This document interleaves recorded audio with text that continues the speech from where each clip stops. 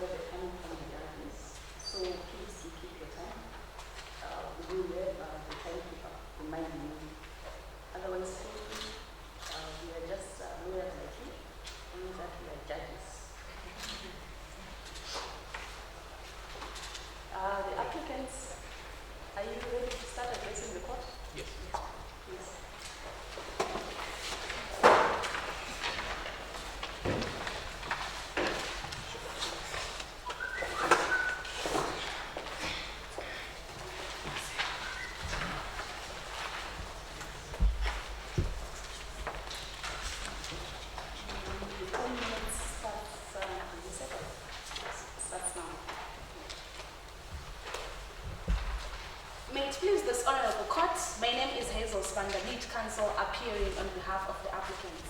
Who appearing with me is Mr. Rebuttal and Ms. Sandra Tiwani. The finding that you invite this honorable court to make is three-pronged in respect of issue A, issue B, and issue C. In respect of issue A, we invite this honorable court to make a finding that the Zimbabwean authorities are obliged to register the death of Didiza. In respect of issue B, we invite this honorable court to make a finding that the Zimbabwean government is obligated to grant citizenship to Didiza. And in respect of issue C, we invite this honorable court to make a finding that Didiza's mother, who is Mrs. Lungu, is a Malawian national. However, Didiza's father, who is Mr. Lungu, does not have any national. Therefore, he is stateless and he is entitled to be granted Zimbabwean citizenship.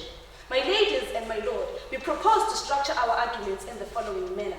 I will speak first and address this honorable court on issue A. Mr. Rebuttal will address this honorable court on issue B, and Ms. Sandra Tiwani will address this honorable court on issue C. I beg leave of this honorable court to delve into my submissions in the main. My ladies and my lord, for any court that is faced with a nationality case like the one that is before us, the courts are guided by the Constitution of Zimbabwe, Amendment number 20, Act of 2013, the Births and Registries Registration Act, Chapter 502, and the international law, whose instruments, whose sources are found in Article 38 of ICJ statute, which which are the international law treaties, the international customary law, the juristic writings, among others. My lady and my lords, it is of importance to note that the High Court of Zimbabwe, under Section 81, subsection 3 of the Constitution, is the upper guardian of all minors. It is important to note at this juncture that it is not the function of any little girl to take care of another little girl, but it is the function of the court to protect the rights of the child. A particular instance is that this court, as the High Court, under Section 81, subsection 3, is the upper guardian of the minor child, in this instance, who is Didiza. And we pray, it is submitted, my Lord, that you find in favor of the fact that Didiza be registered. My lady and my lords, of paramount importance to note as well is Section 19, which states that every identification or every court that is faced or every case that is faced in an authority, my lady and my lord, it is of paramount importance that the best interest of the child shall take over the order of the day. The High Court, my ladies and my lord, is the watchdog, a ferocious watchdog, if not a bulldog, when it comes to the rights of a child. The best interest of the child must prevail today, my lady and my lords. It is of paramount importance to note that failure to grant or failure of the Zimbabwean authorities to register the birth of Didiza will render her stateless. It will render her... Thank you. Which instruments will oblige the authorities to register Didiza? Which human rights instruments and which provisions? Thank you very much for that, my lady. We've got Article 3 of the Convention on the Rights of the Child, which states that a child has a right to nationality and to be registered at birth, together with Article 6 of the African Convention on the Rights of the Child. They also bring about the effect that a child must be registered at birth and has the right to a name and to a nationality, a right to identification. The moment we register Didiza as the authorities, we mean that Didiza is entitled to identification and a right to be seen and identified by the authorities of Zimbabwe. This furthermore means that she has a legitimate expectation of being granted citizenship at the age of majority. It also means that she is able to enjoy her socio-economic rights. These rights include her right to health care, her right to education, which are all enshrined in the Constitution of Zimbabwe. Is there a specific provision in Zimbabwe national law that obliges the state to register the birth of any child of a different state? Thank you very much, my lord. For the Constitution of Zimbabwe states in Chapter 3, from Section 35 to Section 43, subsection 2, that a person should be granted citizenship or nationality in Zimbabwe. However, it is of paramount importance to note that registration at birth must be given for a child, for us to attain the best interest of that child, for us to be able to identify that child as part of the society. And as my lady and my lord, the Constitution must be interpreted in a progressive manner, in a manner that is transformative, a manner that enables... But because you're giving me a range of provisions, for a specific provision, for which that was nationalized, you say chapter 3, let's say, or range of provisions that apply to the restriction. Thank you, my lord.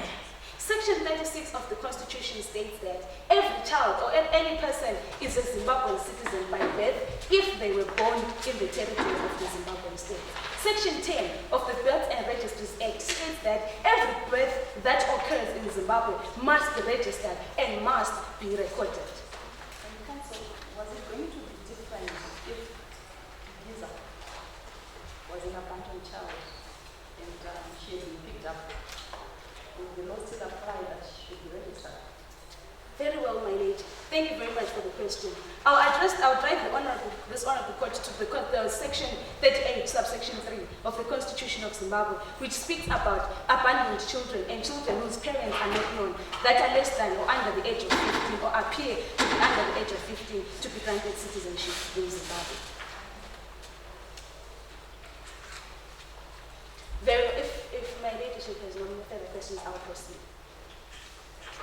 My ladies and my lords, it is of paramount importance for this honorable court to take judicial notice of the fact that whilst in most circumstances it is a fault of their, it is not a fault of their own, children are left vulnerable. Children are objected to human tortures and human rights violations of which they are not able to echo those violations simply because their births were not registered.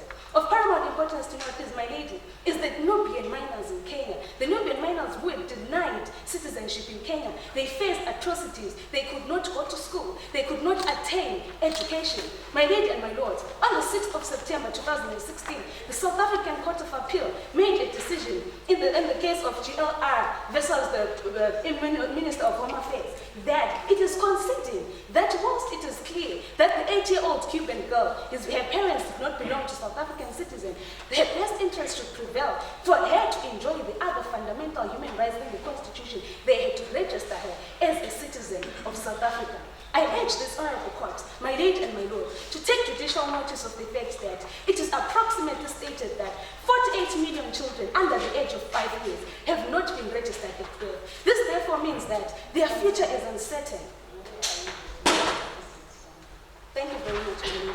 I am getting the statistics from the UNCHR recommendation that it published in 2014. And when it started the hashtag I Belong program, where they aimed at ending statelessness in 2024.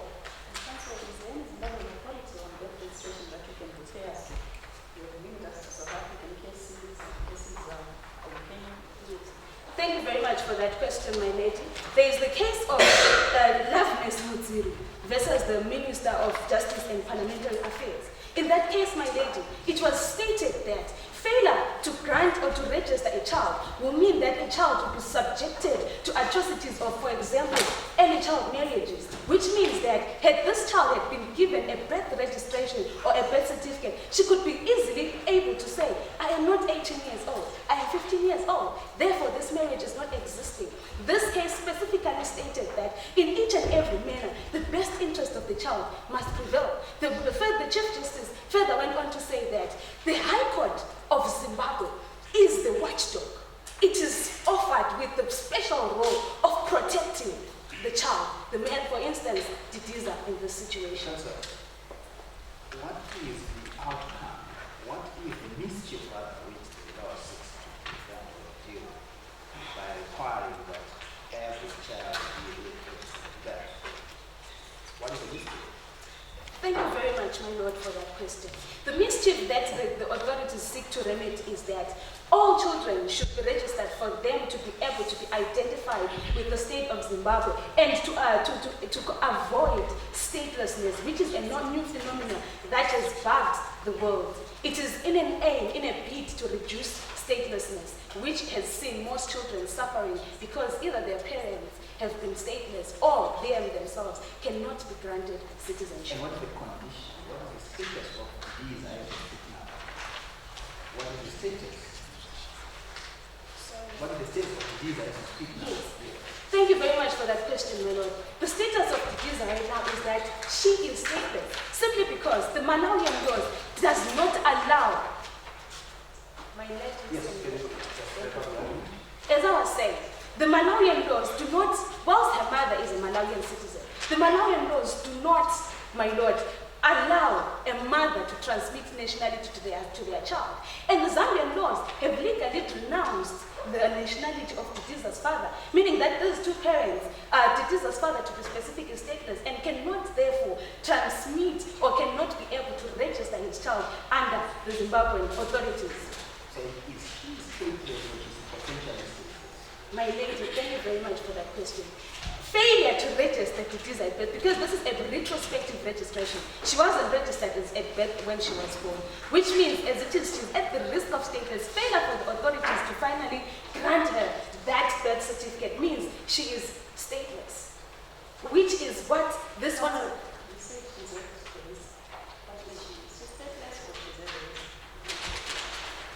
Thank you, my lady. As it stands right now, she does not have any documentation to prove that she's a citizen of Zimbabwe. And her parents does not have any documentation either to prove their citizenship in Zimbabwe, which renders her stateless. My point of saying she is at the risk is that failure of the High Court to make a decision and to develop common law that she should be registered, she would be effectively stateless.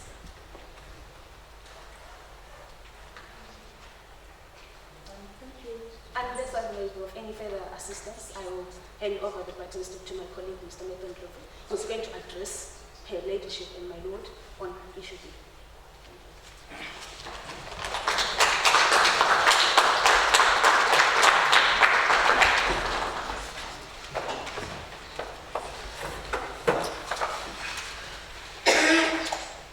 My ladies, my lord, my name is Nathan Trophy, as was rightfully stated by Ms. Yezoswana, our lead counsel.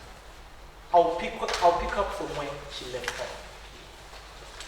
My lady and my lord, as the counsel for applicants, we persist and insist that this honorable court, as stated in section 81, subsection 3 of the Constitution, is the upper guardian of the minor child.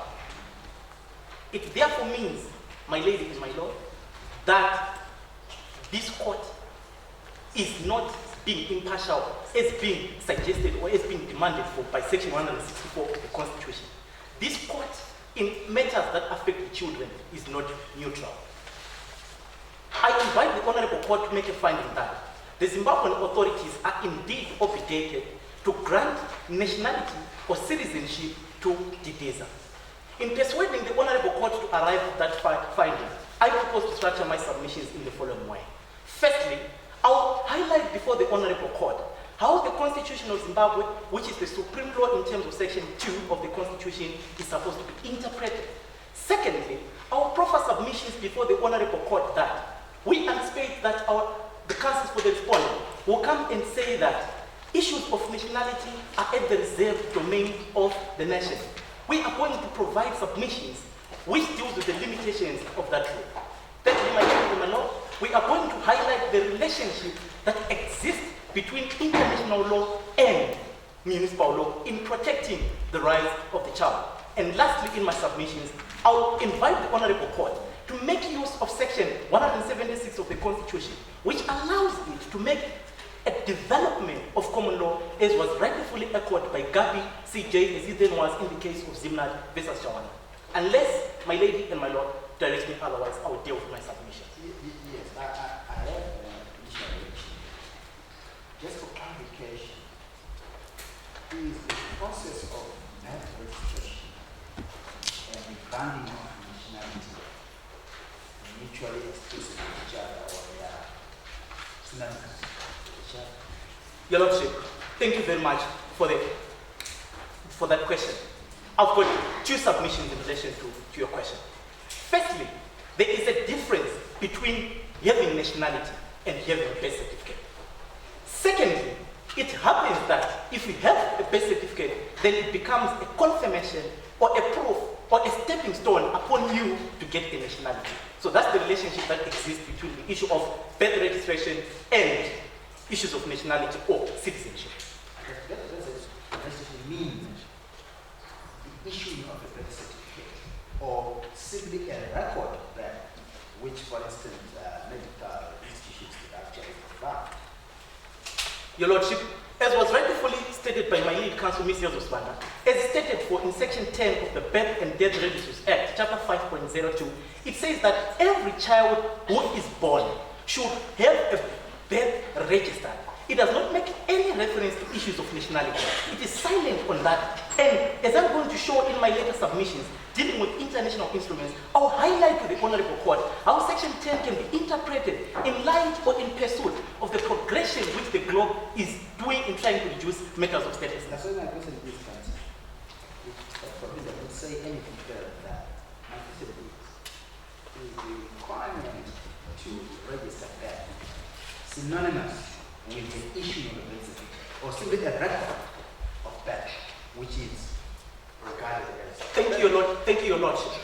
From the reading of Section 10, it may not be synonymous, but for the purposes of this case, we submit before the Honorable Court that having a birth certificate will be proof for birth record, will be proof, and it will make life easy for the child. It will entrench the rights of the child, which are stated in Section 81 of the Constitution. If that answers you, Your Lordship, I'll proceed with my submissions, please.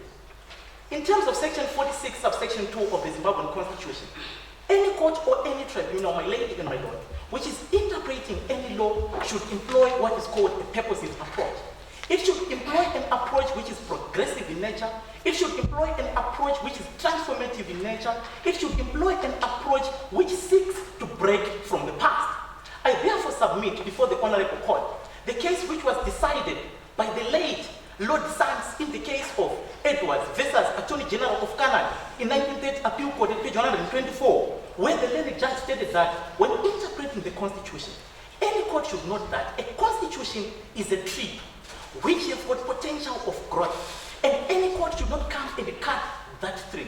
Counsel, will you please address the person that is supposed to be addressing and whether the government is obliged to grant citizenship to these? If you can also direct us to the authorities, the legal provisions, Thank you, my lady, for that intervention. As the counsels for the applicants, we rightfully concede that from Section 35 to Section 42, subsection 3 of the Constitution, there is no specific provision which gives the Zimbabwean authorities a mandate to grant the visa citizenship. Nonetheless, Chapter 3 of the Constitution does not exist in isolation. It exists with other provisions of the Constitution. It therefore means that when a court is interpreting this matter, it's supposed to take heed and pay special attention to other provisions of the Constitution, like Section 19, which speaks of the best interest of the child, like Section 81, which lists the rights of the children, like Section 326, which makes reference to customary international law. As such, my lady, we as the counsels for the applicants, our argument is very simple. Indeed, our law is not clear in the Constitution, Chapter 3, that this is the ground upon which nationality can be granted. But the absence of a clear ground does not mean that the ground does not exist. It requires an intelligent and not a pilot reading of the Constitution to understand that once we bring in international instruments in terms of Section 326 and Section 327 of the Constitution, we therefore have a lot of ground upon which nationality can be granted to the visa. Instead of that, I would like to submit this. It is stated under customary international law that matters of nationality are left at the reserved domain of a country. This was also stated in the case of Notabone by the ICJ. It was also repeated in the degrees of nationality in Morocco and Tunisia. But nonetheless, my lady and my lords, that rule to say matters of nationality are left to be dealt by a country is not absolute. In Article 2 of the 1930 Hague Convention, it stated clearly that sometimes that rule will be overgone, will be flexible in pursuit of reducing or avoiding statelessness, in pursuit of promoting human rights. We therefore submit to the Honorable Court that the fact that from Section 35 to Section 42 of the Constitution of Zimbabwe, that there does not exist a clear provision which says nationality can be granted, does not mean that there is no ground. We exist in... Why does Section 36 not apply to the visa? My lady, thank you very much for that intervention. Section 36 makes reference to citizenship by birth, which is a use solely principle. Unfortunately, Zimbabwe does not adopt a 100% use solely principle. It then has to be qualified by principles of use sanguinis to say that your parentage, your lineage should be traced back to Zimbabwe. That's where the visa fails to qualify under Section 36. My lady and my lords, if the Honorable Court pleases, I will continue with my submissions. I would like to invite the attention of the Honorable Court to two provisions. Firstly, Section 165 of the Honorable Court states clearly that when the courts, actually the judges, should keep themselves abreast, and they should look at the domestic and international developments. It is submitted, of course, with due respect, that indeed, in our Constitution, in the chapter which deals with citizenship, there is no clear provision that warrants the authorities to grant citizenship. But there exist quite a number of provisions in international instruments which I propose to deal with in turn. Firstly, Article 3 and Article 7 on the Convention of the Rights of the Children is very clear that when a child is born, that child is supposed to be given a name, that child is supposed to be given nationality. It is also wise to consider the words of the learned Muramea in the Notabone case by the ICJ, where he said that nationality is the gateway towards enjoyment of any rights. Once, my lady, and your lordship makes a finding that the visa is not national, the following are the consequences. The rights which are stated in section 35 of the Constitution, it means clearly that the visa is not going to enjoy them. It means that your fate will be like the children of the Nubian descents. Your fate will be like the children of the Bahimas in Bangladesh. Your fate will be like the children of the Haitians in Dominican Republic. As such, Counsel, why are you fighting for the leaders to get this nationality? What then becomes the visa which becomes a national? How will she benefit from becoming a national other than the social and economic rights? my lady, I would want you to address the obligations of the state to nationals. What will be the benefits for the visa to the nation? I understand my time is up, my lady, but If you I can propose to address that, propose to. in terms of international law, I want you to address that issue of the benefits of being a national of the country and the duties of the state. As the court pleases, my lady and my lord, I would like to invite the attention of the Honorable Court to Article 24, Sub-Article 3 of the African Charter on the Rights and Welfare of the Children, which makes reference to nationality. Before I provide submissions in relation to that, I want one thing to be clear, my lady and my lord, before the Honorable Court. Nationality, as was considered in the case of Notable, is a gateway towards the enjoyment of a country's right. What it therefore means is that the rights which are stated in section 35 of this constitution, which is the supreme law, if you are not a national, you don't enjoy those rights. And that's what exactly is stated in Article 24, Sub-Article 3 of the of the International Covenant on Civil and Political Rights. To say, look, here are the consequences that will befall on someone if he or she is not granted nationality. As such, What will be the obligations of the visa to the country which is granted nationality? That's the only one obligation. to be loyal to the country, not to be involved in acts of sanctions or banditry. That's the court basis. I would defer proceedings to my learned colleague, Ms. Sandra Dizwane.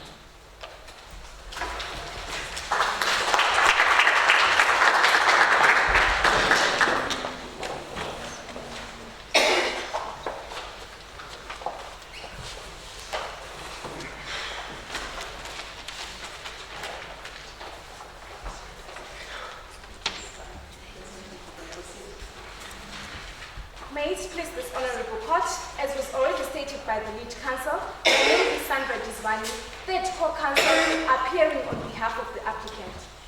We invite this honorable court to make a finding today in respect of issue C that Didiza's father is stateless, whilst Didiza's mother is of Malawian nationality.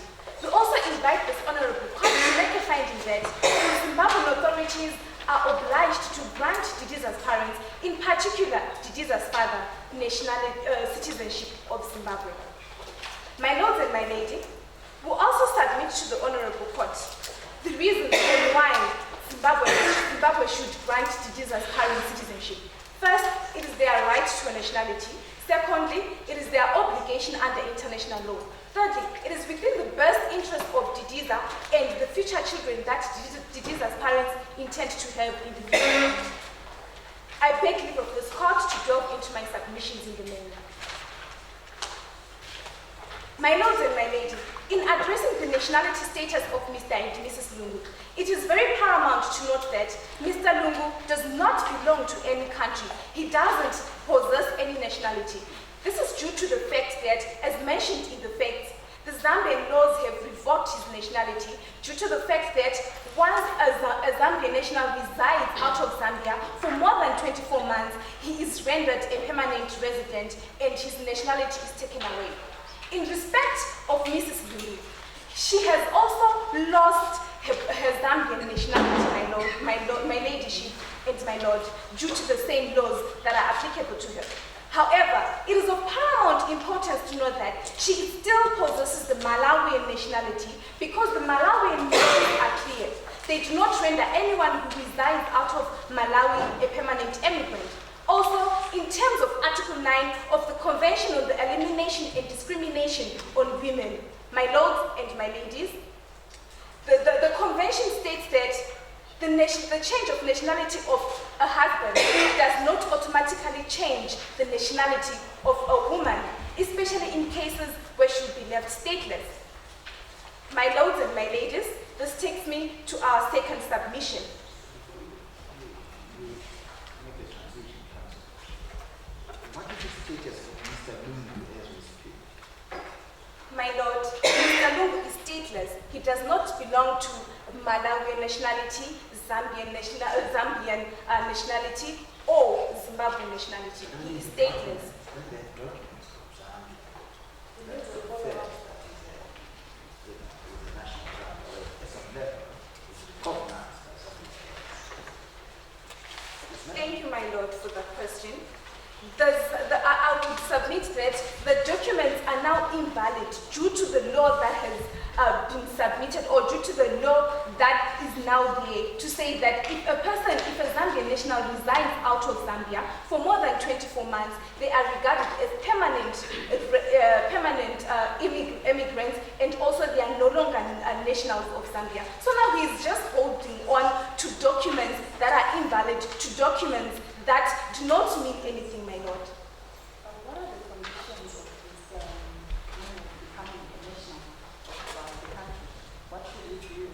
Are there any conditions that he should satisfy? Or once he comes to court and says I'm stateless, then we can say register him. What should be satisfied? Are there any conditions? In terms of our Zimbabwean law, my lady, he is supposed to satisfy the condition under Section 38, subsection 2. He is supposed to have been resident in Zimbabwe for more than 10 years, and he should also have been resident in Zimbabwe continuously and legally, my lady. And the people residing, legally? My lady, Mr. Lungu has been resident in Zimbabwe for more than 24 years. Yes, indeed, his legal residence is of question in front of this honorable court. Thank you, my lady. My lady, we hereby submit that Mr. Didiza, because he is stateless, has a right, Didiza's father, because he is stateless, has a right to nationality as accorded to him by Article 15 of the Universal Declaration on Human Rights. My lords and my ladies, Mr. Lungu is stateless, and which means that his right to nationality has been infringed in this regard. As was stated by the lead counsel and my co-counsel, Mr. Method Ndlovu, the right to nationality is a very fundamental human right, such that it has reached its cogent status, my lords and my ladies, and hence he is entitled to that right. Denying him citizenship would actually be infringing on that right, and will also be infringing on the other basic human rights that flow from the right of nationality.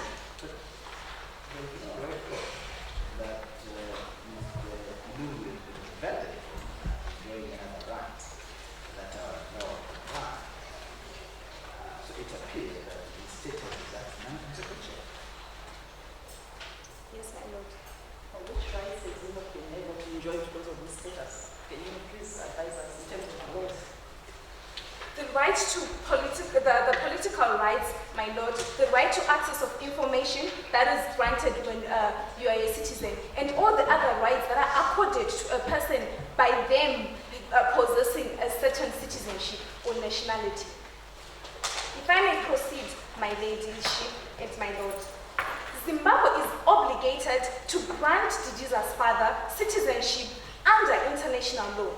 My ladyship and my lord, I would bring to the attention of this court that once a state rectifies a treaty, it is showing its consent to be legally bound by that treaty. My lords and my ladies, Zimbabwe has ratified a list of a number of international conventions, which means they have really consented that there is a problem at hand. When they ratified the 1954 convention relating to the status of stateless persons, they were conceding that there is a problem of stateless persons at hand, and they were conceding, my lord and my ladyship, they were taking upon themselves to take reasonable steps to reduce statelessness, and in that regard, my ladyship and my lord, they are obligated to grant him citizenship. Counsel, but that is a 1954 convention, and Zimbabwe was still still a colonial state, are they obliged to continue to be bound by that? What does international law say about treaties that were entered? My ladyship and my lord. My ladyship and my lord. The fact that the new Zimbabwean government did not derogate from those treaties means that they are still legally bound. And the transition of a government from a colonial era to a new government does not take away the obligations that they have under international law, as was stated, my lord, in one case in Rebuttal versus the Republic of Germany. But doesn't the new government require to do something like this? In symbolic acts to show that it still wants to be bound by international treaties that were ratified by the different political organizations. Is it simply a smooth transition or a sort of symbolic act that they have to do under international law to ensure that they are bound by those treaties? My lords and my lady, if we look at our constitution, the way it addresses nationality tries to be in line with the 1954 Convention on Statelessness, in particular Article 32, which places an obligation on states to process naturalization. We also have that kind of provision in our constitution in section 38, subsection 2. Moreover, my lord, we should not only focus on the 1954 Convention on relating to statelessness, we should also focus on the Universal Declaration on Human Rights, the African Charter on Human and People's Rights, and the reasonable steps that the government has taken, my lords and my lady, in showing that they are legally bound or they consent to the obligations stated by these provisions and this convention. The Zimbabwean government, in enacting the constitution, has been able to incorporate some of the provisions that are in those conventions, my lord. I hope that answers you very well. So, Council, thank you. Your time is up. You can just give us a final word and move on to the Respondent. Thank you, my lady. We will submit that it is also in the best interest of Didiza to grant them citizenship, as accorded by Article 7 of the Convention on the Right of a Child and Section 19 and Section 25 of the Constitution that places an obligation on the states, my lords and my lady, to respect the institution of the family. And our prayer to this court today will be that, in respect of issue C, the court finds Didiza's father stateless, the court finds Didiza's mother of Malawi nationality, and the court finds that Zimbabwe is obligated under international law and its obligations, my lords and my lady, to fulfill the obligations by granting Didiza's father in particular citizenship because he is stateless. With this, my lord, I would invite any further questions.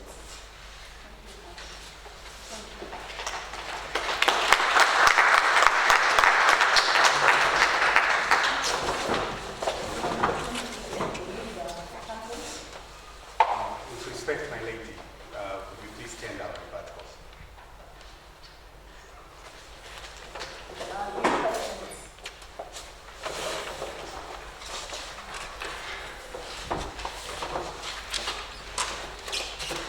My ladies, my lords, as stated by our lead counsel, I'm Rebuttal, and I'm here to tender our rebuttals as the respondents. Now, first of all, I would like to celebrate a number of concessions from the applicants, which work well in our favor as respondents. The first concession that they came here and gave us, my lady, particularly the second counsel from the respondent, was that we concede that there is no specific provision which gives a mandate to grant citizenship. That was a clear concession, and we celebrate it on behalf of the respondents. The second concession they gave us was that we concede that the residency of Mr. and Mrs. Lungu since 1996 to date has not been legal and has been illegal. Now allow me to address some of the points that they raised. Now the first submitter from the applicant side came here and raised the case of the Nubian miners in Kenya. I would like to differentiate that case from the present case, my ladies and my lord, stating that the circumstances in the Nubian case has a historical historical transition which took place over 100 years. There was tension always between the Kenyan authorities since Kenya had been a colony and since the Nubians had settled at Kibera. There was every reason for there to be tension and thus for there to be discrimination. Trying to make these two cases analogous is trying to misfit a case where it doesn't fit. Now allow me to state that they anticipated that we were going to raise the issues of sovereignty. And for sure, my ladies and my lords, a state has a sovereign will and power, but that shall not be the main issue in our argument, as shall be illustrated. Allow me to address the issue on the commentary, and they say that nationality is the gateway to enjoyment of any right. I would like to correct that legal error, my ladies and my lords. Nationality is not the gateway to the enjoyment of any right. It is the gateway to the enjoyment of all rights. But even with the permanent residency that we have offered, there could be enjoyment of some of the basic fundamental rights. What we are against as the respondents is this gunshot approach to nationality. It is this tendency to want nationality here and now. This tendency to want to flout due process. Now, if we grant nationality to Didiza and the applicants, my ladies and my lords, after they have illegally resided in Zimbabwe for 20 years, it is going to have the legal effect of sanitizing illegality. And surely the High Court is not complicit to illegality. The High Court does not in any way condone illegality in all its shapes, forms, and sizes. Therefore, we would like to take advantage of the concession which we have generously accepted from the applicants to state that they have been illegally staying in Zimbabwe. And this court is not inundated in any way to sanitize that illegality. Now, allow me to move on to... Yes, my lady.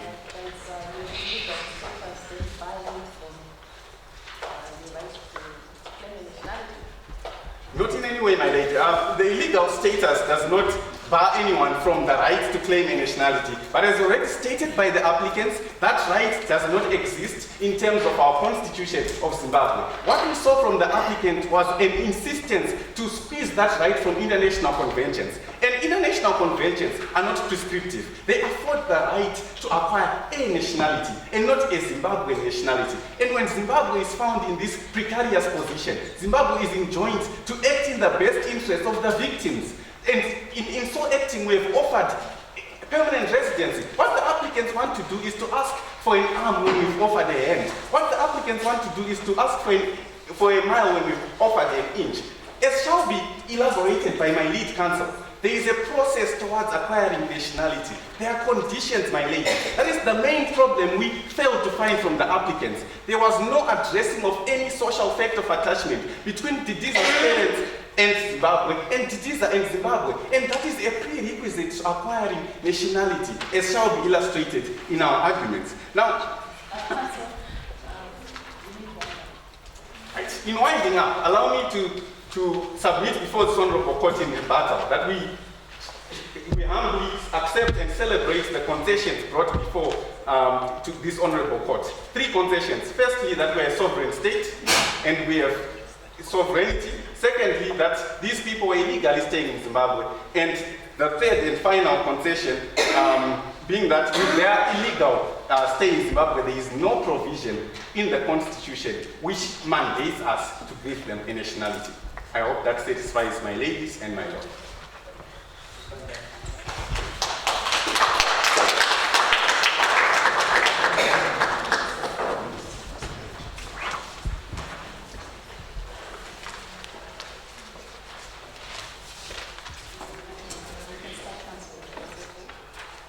May it please this court, my lady, my lord. My name is Moot, with the first counsel for the respondents in this matter. My lady, I shall be addressing this court with regard to issue 2 and second parts of issue 3 before this court. My learned co-counsel, Simbarashe Rondoti, will address with regards to issue 1 as well as with regards to issue 2. Specifically, he will deal with the issue of discrimination and ensure that there hasn't been a discrimination with regard to granting citizenship to the applicants in this matter. My third co-counsel, Ms. Yurita Chimutsipa, will address you and show you how Zimbabwe is actually fulfilling the best interests of the child as well as the applicants in this matter. I propose to structure my arguments with regard to issue 2 in this manner. I'll first of all deal with the issue of with the issue of the right to nationality and show and bring this court to make a finding that Zimbabwe has not violated the right to acquire nationality. Secondly, I'll show how the applicants don't have a social fact of attachment to Zimbabwe. And thirdly, I'll address the policy considerations of the state of Zimbabwe and show you how if this court grants in favor of the applicants, it is a dangerous threat to public order. Unless if the court guides me otherwise, I'll continue to deal with issue 1 before this court. My lady has already been stated by the counsels for the applicant in this matter. There is a sovereign right of every nation to confer its nationality. And this is given under the Hague Convention, and this is given under Article 8 of the Hague Convention of 1930, which states that it is for each state to determine under its own laws who are its nationals. It goes on to further provide a condition to state that this right shall be exercised in reference to international laws and treaties. And yes, my lady. There was 1954, there was 1961, and then there were all the other instruments that came after. Are we still going to rely on the Unedited Council? Yes, my lady, and 2 responses for that. Firstly, that is a right that occurs under international customary law, that states determine for themselves who their nationals are. And secondly, as found under Section 326 of the Constitution, customary international law is binding upon Zimbabwe in so far as inconsistent with the Constitution. And if Section 2 of the Constitution stipulates that Zimbabwe is a sovereign nation, then it is in line with customary law and it is binding upon this country. As third response, my lady, is the fact that under the Vienna Convention on the Law of Treaties, a state is bound by the treaty, which was a change of successive government doesn't stop a country from being bound by the treaties which the previous government ratified. So in this instance, on those 3 levels, my lady, those conventions are still binding upon Zimbabwe. Thank you, my lady. So, my lady, Article 6 on the Convention of the Rights of the Child stipulates that every single child has the right to acquire a nationality. It states that they have a right to acquire a nationality and that it is not prescriptive as to how a country can confer that nationality. Now, that means that states do have that discretion to confer their nationality and set conditions for the granting of that nationality. So, if we look at the domestic law of Zimbabwe, from Section 35 to 38, Section 36 provides for the condition of granting of nationality according to birth using the jus soli principle. Section 37 provides for the jus sanguinis principle of acquiring nationality via descent, and Section 38 provides for the naturalization of citizens who don't have the other preconditions stipulated under 36 and 38. And so, my lady, if we give a purposive interpretation of these provisions, the Learning Core Council has stipulated that a constitution must be interpreted purposively. But however, you forgot to mention that a constitution must not only be construed purposively, but also in line with its object and purpose. And we would like to submit that the reasons for the conditions of descent and the reasons for the conditions of that one of the parents be a parent who is of a Zimbabwean nationality is for the sake that the Zimbabwean state wishes to confer its nationality to people who have a high affinity towards Zimbabwean social norms and customs. And this is in line with the notable case, the Liechtenstein versus Guatemala, before the 1935 International Criminal Court of Justice, which stipulated that nationality is a legal bond having its existence, a social fact of attachment, a genuine connection of existence, interests and sentiments. We'd like to submit, my lords, my lady and my lords, that this social fact of attachment does not exist amongst the applicants. And it will give you 3 analyses on that issue of social fact of attachment. Firstly, my lady, with regards to Didiza. Didiza doesn't have a parent who's of Zimbabwean nationality as required under Section 36 of the Constitution. Yes, my lady. Didiza has been born in Zimbabwe and he's been in Zimbabwe. Are you trying to tell me that Didiza is traveled to another country and they are not attached to Zimbabwe?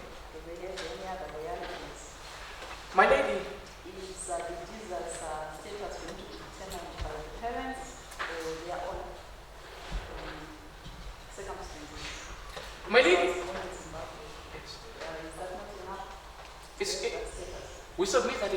enough, my lady, and these are the reasons why. Firstly, my lady, if we were to refer to the Nottebohm principle of effective nationality with regard to sentiments and social factor of attachment, and then we look at the context of the facts with regard to Didiza, we submit that a sense of belonging is a subjective concept, right? And we also submit that the court can objectively assess that sense of belonging from Didiza. And we'd like to submit that a 3-year-old does not have the consciousness to actually have an emotional attachment to a place. A 3-year-old is able to adapt to any country. If she were to be sent to Malawi or to Zambia, she would get that social factor of attachment to another country.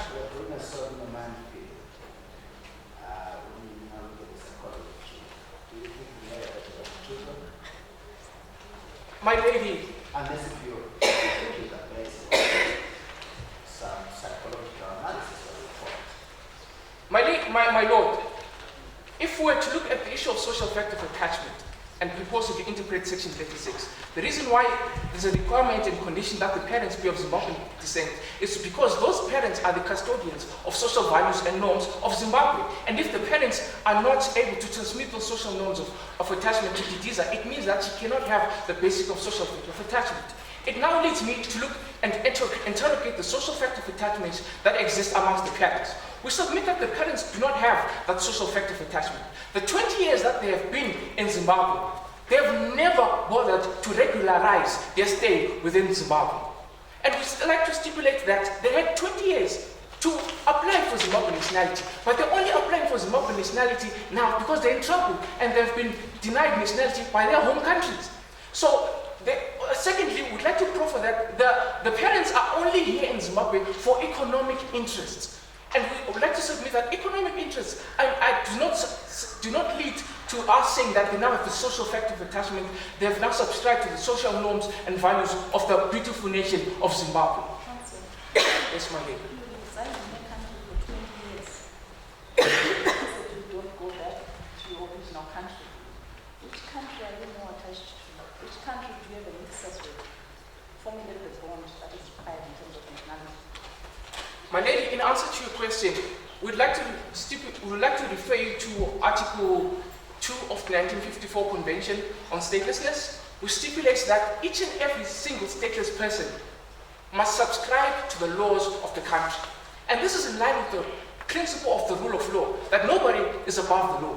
And we'd like to also submit that one of the factors of us judging social factor of attachment is the amount of attachment and respect for the laws that you give to a country. We submit, I see that my time is up. Yes. We submit that by the fact that the applicants in this matter have not even tried to follow the laws of this country. They don't respect the laws of the country, they don't respect the principles as is enshrined under Article 2 of this country, which is the fact that Zimbabwe is a sovereign nation and that we respect the rule of law within this country. Yes, my lady. Yeah, but what is your threshold to measure this attachment? How can you measure this attachment? They've been here 20 years, and you're trying to give us, how will you measure this attachment? Well, my lady, we will have to reference to the Nottebohm case of 1936. We stated that there's various criteria with which to regard to a social factor attachment to a country. And the court in that instance stipulated that one of the other requirements is to judge whether or not the individual is subscribing to the laws of that country. And secondly, that court also stipulated that because in that country, in that case, the court judged to say that a country which had afforded nationality to the applicant in that matter was not effective nationality because the applicant in that matter didn't have a social factor of attachment. They didn't have an effective nationality with regard to that country. And we'd like to stipulate that if the applicants in this matter, one, never bothered to regularize their stay so that they could get permanent residency, which would qualify them for naturalization under Section 38 of the Constitution and become Zimbabwean citizens. That shows an intention not to be Zimbabwean citizens. And so, yes, my dear. Lack of compliance with the laws, ignorance. So the applicants, they didn't know that assuming that since they were there for 20 days, they were now national, until they discovered that they wanted to register the better, that they are not national. My lady, we submit that an ignorance of the law is no excuse at all before the law. I thank you very much, my lady.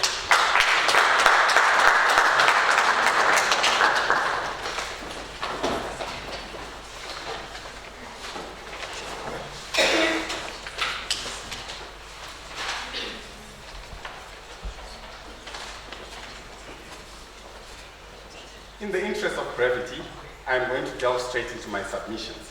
As stated by lead counsel from the respondents, I'm going to be dealing with the issue of discrimination, namely to show that the respondents' refusal to grant Didiza and the applicants a nationality is in no way testament of discrimination and does not satisfy the requirements of discrimination. In the unlikely event that this honorable court finds otherwise, I'm going to show how that discrimination would still be justifiable and would still be reasonable in a free and open democratic society. In doing so, I'm going to be moving with the main line of argument from the respondents, namely that we are not obligated to grant a citizenship to Didiza and the applicants, and we have offered a permanent residency. Now, my ladies, my lord, there was no discrimination in the conduct of the government of Zimbabwe. There is no discrimination whatsoever because the reason for denial of a nationality has been proffered, and that reason is we are not compelled. The facts of the case state that we are not compelled under our law to grant a nationality to Didiza. The second reason is that it will open floodgates, a plethora of cases, people coming one after the other, all to claim a nationality, and that could have long-term ramifications, which I'm going to address before this honorable court. According to General Commentary number 38 on non-discrimination, not every differentiation of treatment amounts to discrimination. There has been a differentiation of treatment as we have told Didiza and the applicants, their parents, that we cannot grant them a nationality on the basis that they are not originally from Zimbabwe, and also the reason proffered by lead counsel from our delegation, namely that we find that there is no social fact of attachment between Didiza, the parents, and the land of Zimbabwe. Now, this differentiation of treatment is not to be automatically construed as discrimination, as this will be very fatal to the finding that we make in this honorable court. Now, the circumstances of the case are clear. These people are not originally from Zimbabwe. We have treated them in a manner that affords them basic guarantees and rights. We have offered them permanent residency. Surely that cannot be said to be outright discriminatory treatment. So we have satisfied that there has not been any discrimination in relation to Didiza and the applicants. But that's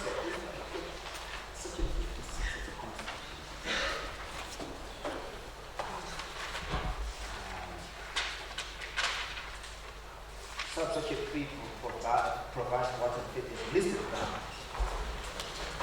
Yes. In the approach of this court, the other court, is that once an applicant establishes discrimination on any one of the grounds listed in section 3, that is prima facie discrimination.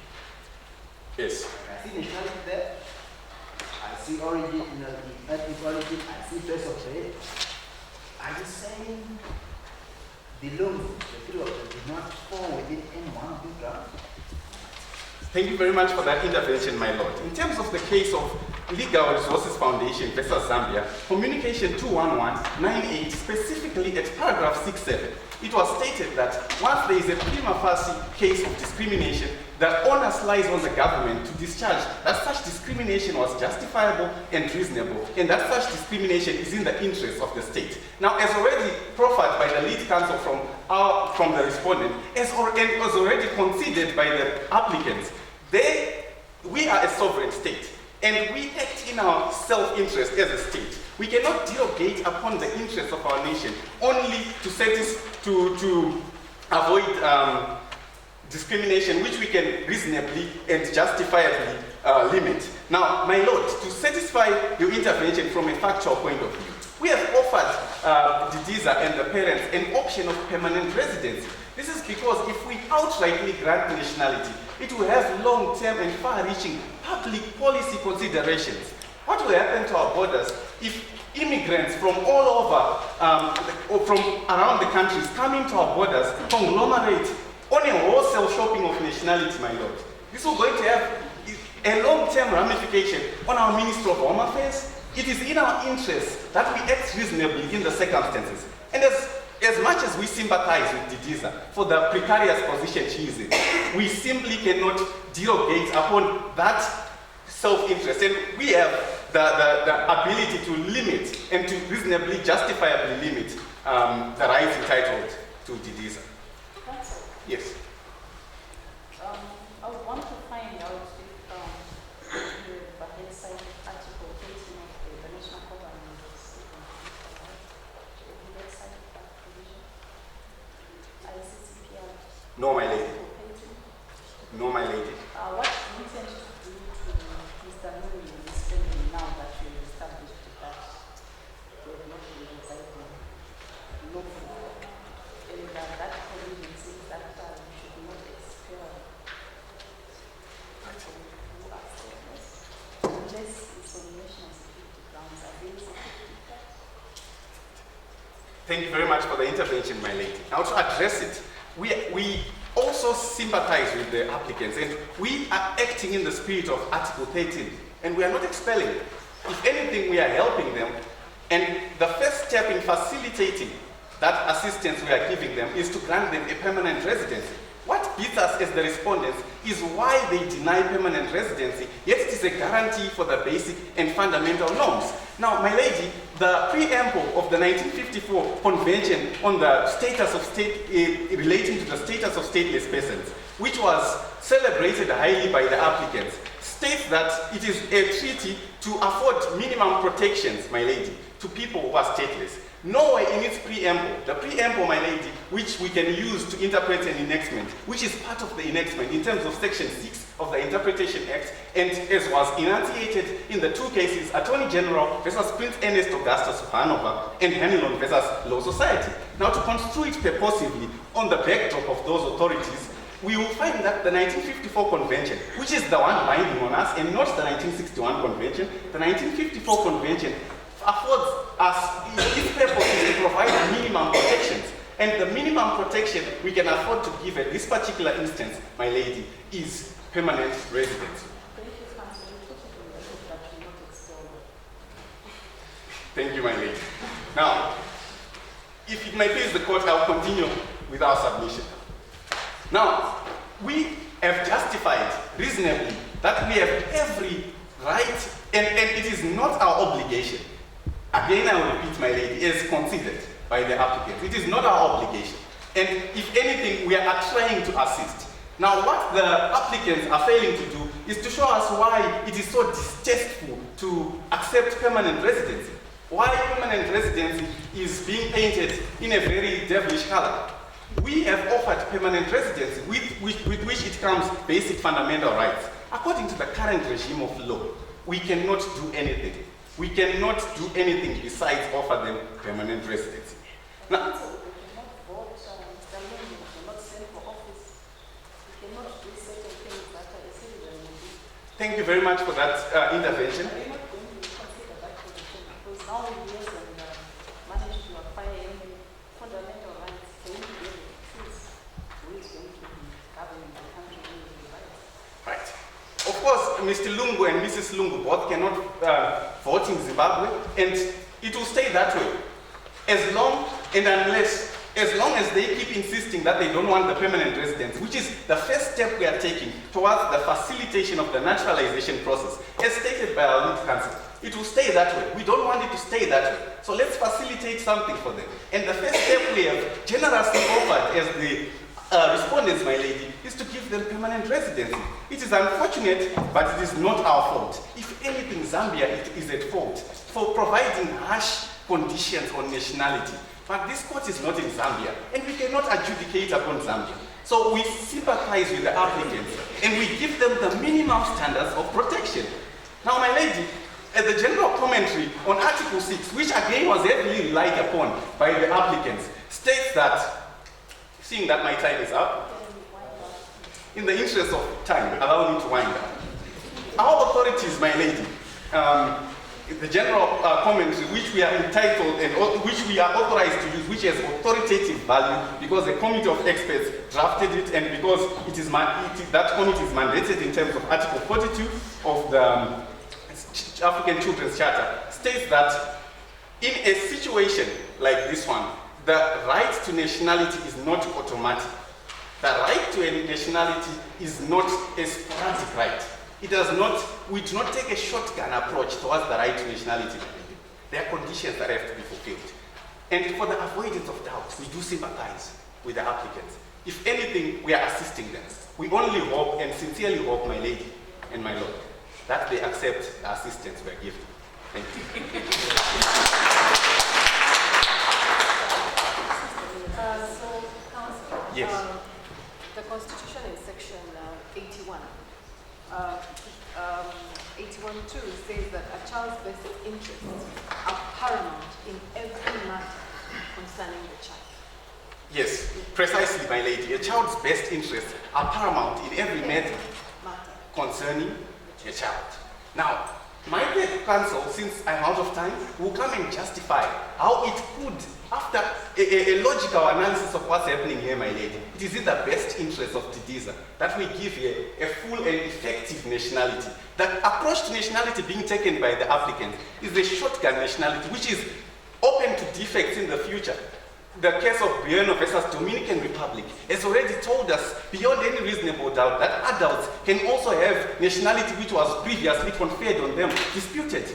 The authorities she's going to bring, such as the best interest of the child determination compiled by the United Nations Committee on Human Rights, to show you how the best interest of the child is not a concept we can simply state and then determine. There are criterions on how to determine the best interest of the child.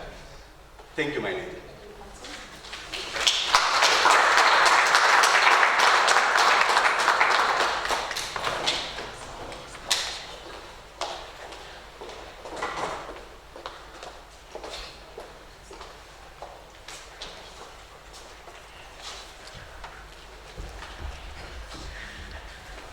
May it please the Honorable Court, my name is Juta Amanda Chintipa, as has been rightfully stated by the first co-counsel from respondents. My point of contention in this moot is that, my lord and my ladies, we concede that there is the best interest of the child provision in the Constitution and international instruments. And as it stands, my lord, my ladies and my lord, we are offering the best interest of Didiza by offering an offer of permanent residency. Why do we say it is in the best interest of Didiza to offer a permanent residence? Number one, we want to avoid a situation of half-baked nationality, as was rightfully stated in the notebook in Liechtenstein versus Guatemala, where a person was lost diplomatic immunity on the basis that they determined that they had half-baked nationality, on the basis that the other states did not recognize them as a national of their country, when the others, and it stated that they were recognized by another state as nationals of their country. Clearly, my lord and my ladies, the best interest of the child is stated by the United Nations High Commission of Refugees guidelines, best interest determination. It is stated that the best interest determination describes the formal procedural safeguards designed to determine the best interest of the child for particularly important decisions affecting the child. Now, going to this definition that has been given, we are going to look at the formal procedural safeguards that are available.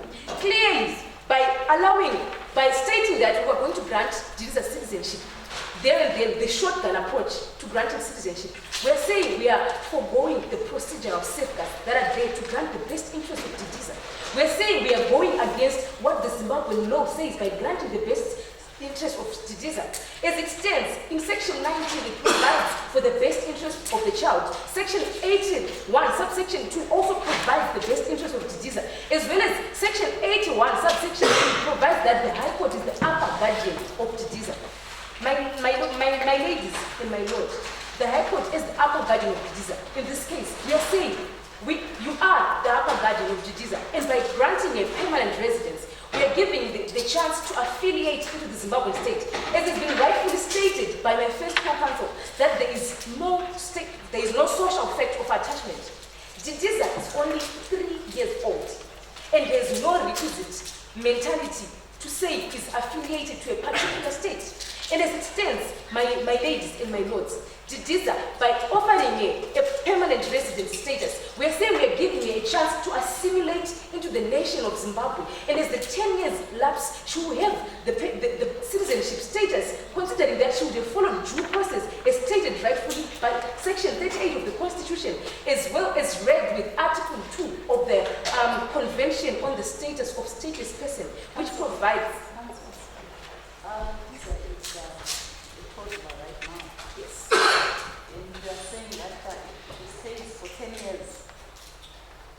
Going to assimilate, and then you can then consider to register. Is it possible for you to register a minor from there on to become these are going to be able to apply to that because she has to apply? It is going to be citizenship by registration.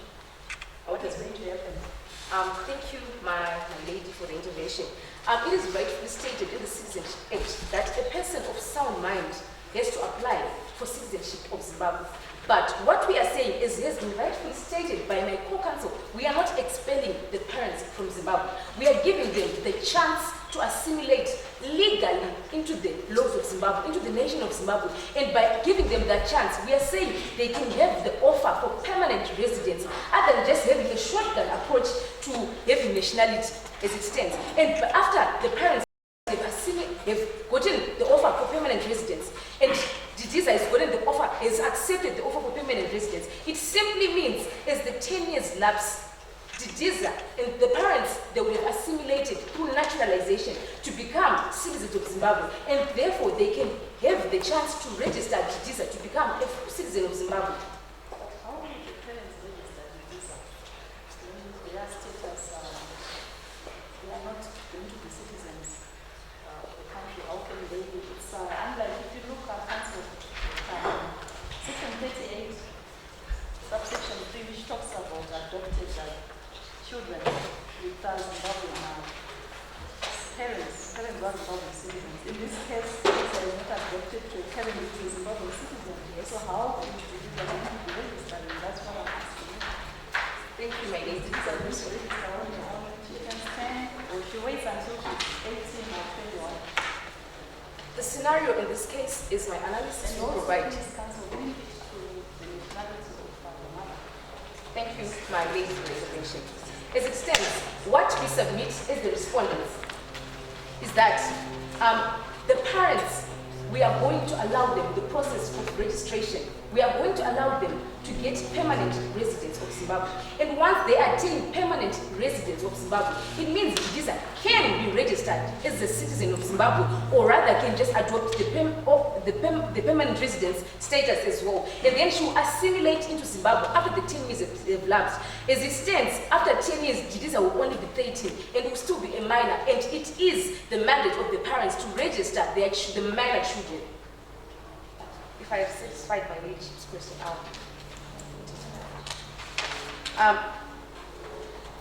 I will provide the issue of the applicants, as they have stated. They are only taking an approach that the international conventions are only protecting the right to acquire a nationality. But interpretation of international law does not only confer the right to nationality. There are various international instruments that also arrive out of various issues, and they have to be interpreted in line with Section 327, subsection 6, as they have rightfully stated. Section 327, subsection 6 of the Constitution, may I?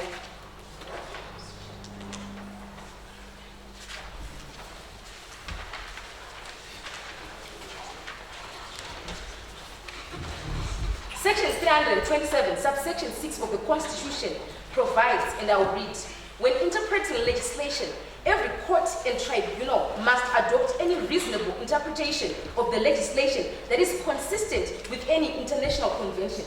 Now, my fellow co-counsels have raised the issue of the Hague Convention. They've raised the issue of various international instruments that have been stated. But however, those international instruments are subject to domestic law. And in interpreting Section 327, subsection 6, We are saying we should also consider those provisions as they've been outlined in the Constitution, as well as with particular reference to Section 6, subsection 6 of Section 327 of the Constitution. Council, Yes. what is your opinion of the position of the Zambian laws on Divisa's mother? And can you also lead to the other instruments that protect women?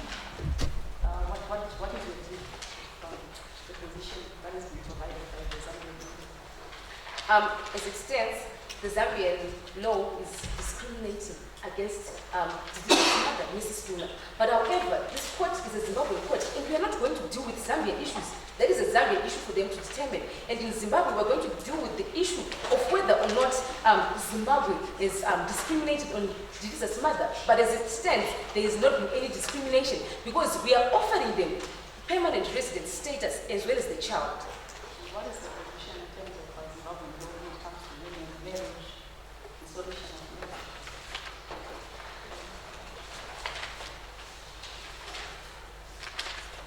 May I just confirm with my constitution before I answer the question?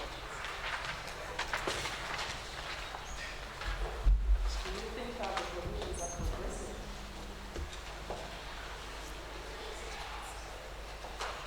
Thank you, my lady. I'll refer to this honorable court to section 17 of the Constitution, which states that the state must promote full gender balance in Zimbabwean society. And in particular, the state must promote full participation of women in all spheres of the Zimbabwean society based on the basis of equality. My lady, what the Zimbabwean Constitution is providing for is that we are not discriminating against women. We are considering full participation of women in whatever they do. And therefore, by allowing Divisa's mother to stay in Zimbabwe and allowing her the state of permanent residency, we are not discriminating against her. We are fulfilling the provisions of Section 17 of gender.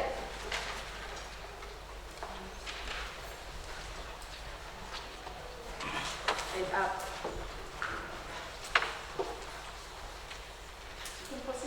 thank you, my lady. I'm looking at paragraph 8 of the preamble of the Conventions on the Rights of the Child. It is stated that a child, by the reason of his physical and mental maturity, needs special safeguards and care. And as it stands, my lady, may I just time to a child needs, by reason of his physical and mental maturity, needs special safeguards and care. And by this, my ladies and my lord, we are saying the safeguard that we are offering to Didiza is offering a permanent residence. And the applicants have stated that permanent residence is a minority right over citizenship. But however, Didiza as a minor does not need, Didiza as a minor child does not need to participate in voting. We are offering Didiza under Section 75 the right to education. As a minor child, she can go for school. As a minor child, we are offering her the right to health care. What more could Didiza want as a minor besides those two basic fundamental rights as provided for under the Constitution? It is our prayer before this honorable court that the applicant's case be dismissed and uphold the fact that we are granting permanent residency to Didiza because it affords him rights and affords him the right to assimilate into the nation of Zimbabwe together with their parents. Before you leave us, so to speak, the trouble that I have with the Muslims that we're going to have a shortcut approach to nationality is both parties concede nationality is a gateway to all. And the other thing about the board's right to participate or rights reserved for nationals are rights of immediate effect. They are not rights that need to progressively rise. So why do we have to make some other sectors of the population wait under your own constitution to realize rights that are immediately realizable for the national and international level? Thank you, my lord. The second one is just in your comment on Section 4. of the Constitution, which talks about continuation and restoration of previous citizenship. I will allow you to confer with your colleagues because it's an important to ask in the case of this case. Talks about continuation and restoration of previous citizenship. What do you make of that document? Are you of the view that the looms fall completely outside of the benefit of the document? Thank you, my Lord, for the intervention. Firstly, I would like to provide for the issue of going through the right procedure of acquiring a nationality. What the Constitution provides for is the basic procedure, what people have to follow for them to acquire a Zimbabwean nationality. And as it stands, the Lungus, they do not qualify in any of the provisions as it stands. Because Section 36 for Didiza, it says a persons are Zimbabwean citizens by birth if they were born in Zimbabwe, if they were born either their mother or their father was a Zimbabwean citizen. And as it stands, Didiza's parents were not Zimbabwean citizens at all. Section 38, subsection 2 provides that any person who has been continuously and lawfully residing in Zimbabwe, we are dealing on the aspect of lawfulness. The parents, they do not take any measures to register their stay in Zimbabwe, only to take it at the instance when they were now when they wanted now to register the visa. Council, in terms of which law we're supposed to register their stay, which law applies to them to register their stay? So we are here in Zimbabwe. The Immigration Act provides for them to have a permit to stay in Zimbabwe. And as it stands, the facts say that they do not have a permit to stay in Zimbabwe. Thank you. And I'll address my Lord's last question on Section 43. Section 43 of the Constitution, particularly subsection 1, rightfully states that every person who immediately before the publication day was a Zimbabwean citizen continues to be a Zimbabwean citizen after that date. As it stands, we submit that they have not been citizens of Zimbabwe. They have just been illegal immigrants of Zimbabwe. And as my colleague has rightfully stated, the court is not there to condone illegalities. What then becomes of the law? If the court is there to stand and to condone illegality of staying in Zimbabwe, when there is a law and a procedure that allows for a person to assimilate lawfully and procedurally into Zimbabwe. If I may not be of further assistance. Well, you mentioned that the benefits or what this child basically needs is education, food, security, I guess. What about travel? What if the user needs to travel? What happens to him? Thank you, my lady. That is the major reason why we are saying that if we are to afford Didiza the right to travel, at least she should get the right to permanent residence right now. Because if she is to acquire a shotgun citizenship, as was stated in the notable case, she will have a half-baked nationality. And by half-baked nationality, we are saying other states will not recognize that that person is a national of another country. And therefore, by half-baked nationality, they may be denied access to other countries. And therefore, the offer for permanent residency allows Didiza to assimilate and procedurally and rightfully get the right to citizenship of Zimbabwe. Well, Zimbabwe gave her passport, for example. What happens if she needs to travel, say, for medical? She's out of the country. What is she going to travel? Thank you. Her father is stateless, her mother is stateless. So what happens? Thank you, my lady, for the intervention. As I stated earlier, that is the major reason why we are offering them permanent residence. Before the 20 years, had they taken a step to acquire a nationality 20 years back then, it would have been easier for them. But now that they have approached the courts at such a stage, it means that they have to follow the certain procedure for them to get the nationality. And also on the issue of traveling, 1954 convention allows the issue of travel documents to stateless people. And in this case, Didiza's father can attain a document for traveling as it stands because he's stateless. But is that provided for in terms of the laws of Zimbabwe? Didiza's father to get that passport. Since the Constitution is very clear that every citizen has a right to a passport, and now you are saying he's stateless. Is that provision being domesticated? Thank you, my lady. It has not been domesticated, but however, Zimbabwe is bound to confirm, or rather to abide by the conventions as has been rightfully stated by my co-counsel, because ratification is a process which allows a particular state to be obliged to to fulfill and promote the rights that have been provided for in that convention.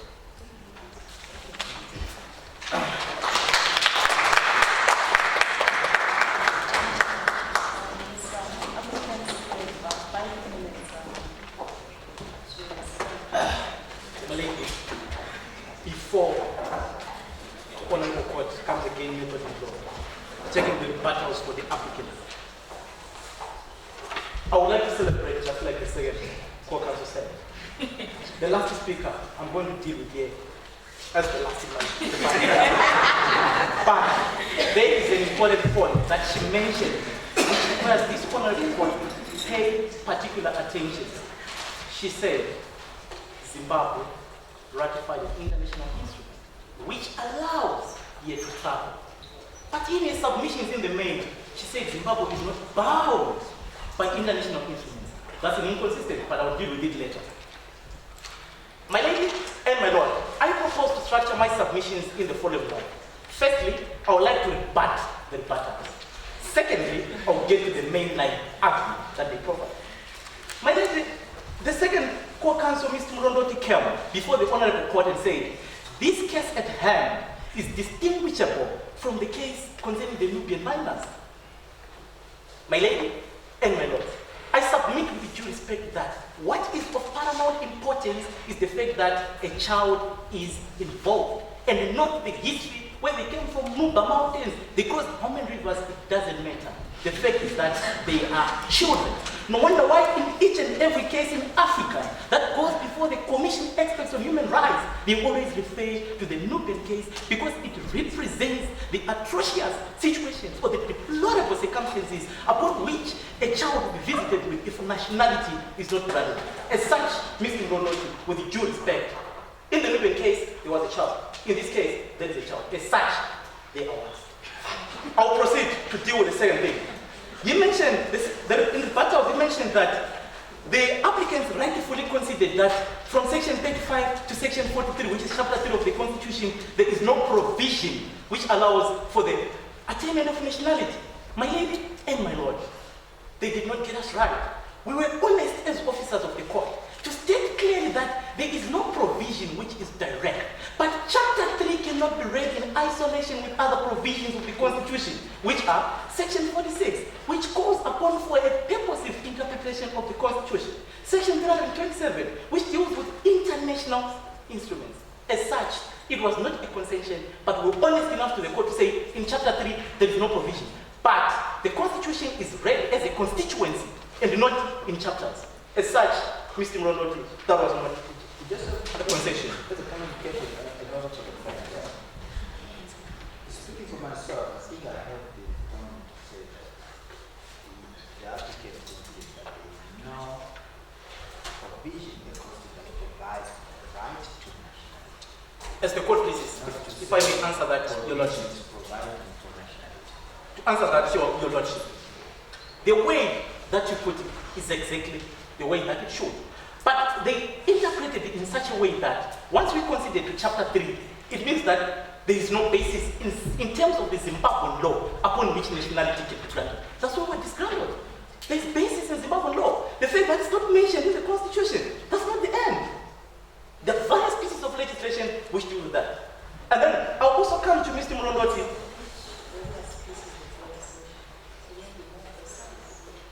Indeed, my lady, we have got the Guardianship of Minors Act, we have got the Children's Act, we have got the Citizenship Act, we have got the Immigration Act, and we have got international instruments, which are sources of international law in terms of article 30. The Guardianship of Minors Act and Citizenship Act, what is their status vis-a-vis the Constitution that is supreme?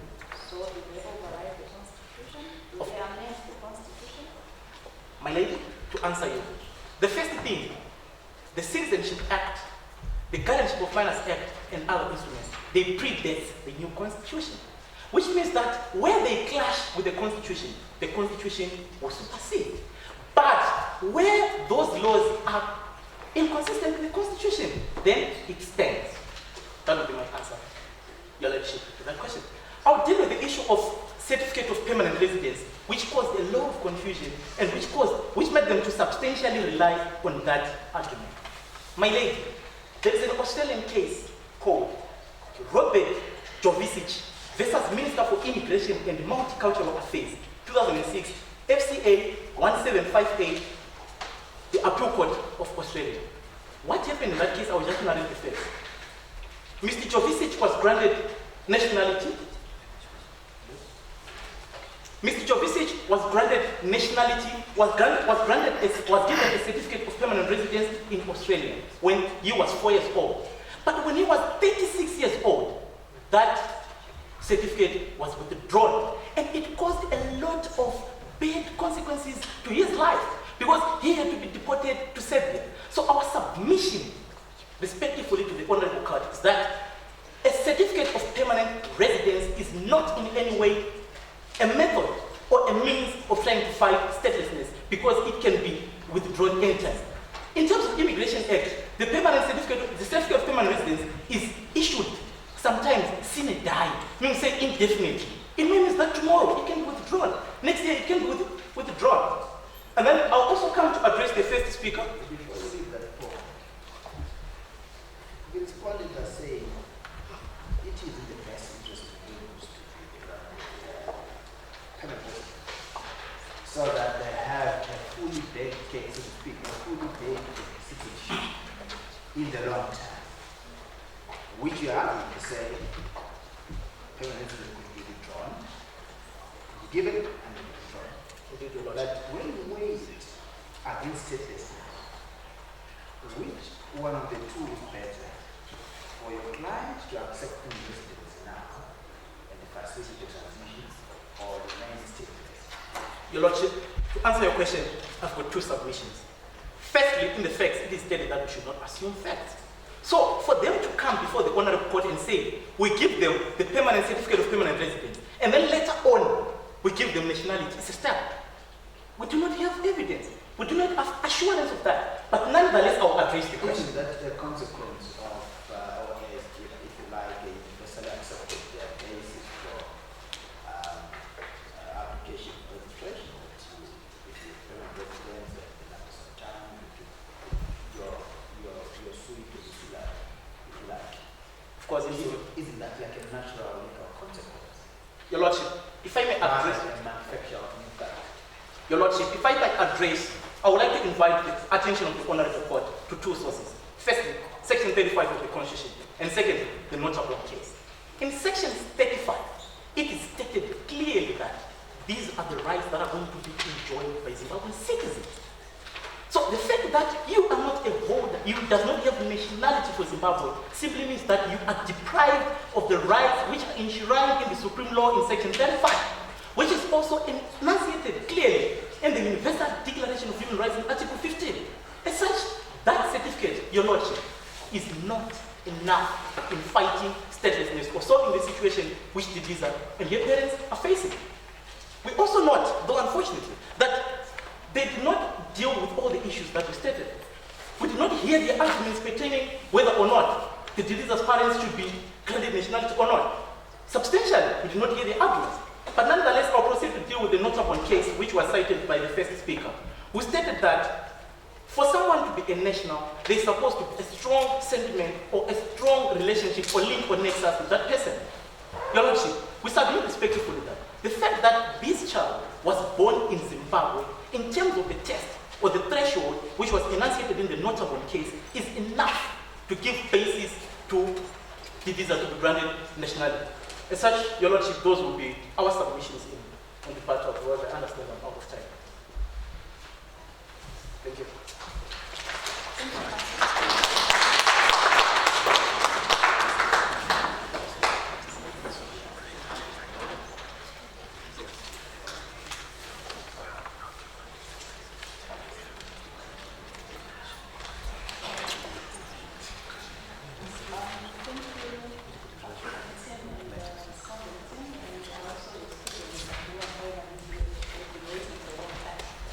The court is going to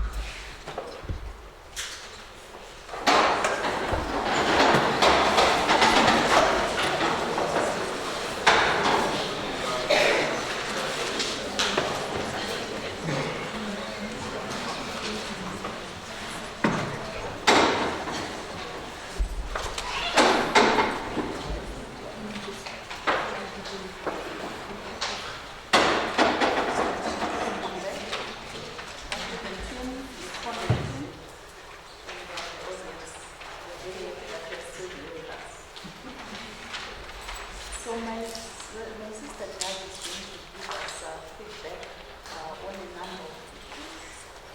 And then I will just input on a few issues and then we will announce the winner in terms of the teams. Alright, so thank you very much, the applicant and the respondent. We think you did a very good job. I acknowledge that you only had a week to prepare, and we thank you for that. You came in ready, you came in very prepared, and we as a bench were quite impressed. So I'm just going to go through a few issues that impressed us and some of the things that you could do to improve in your future moves. So we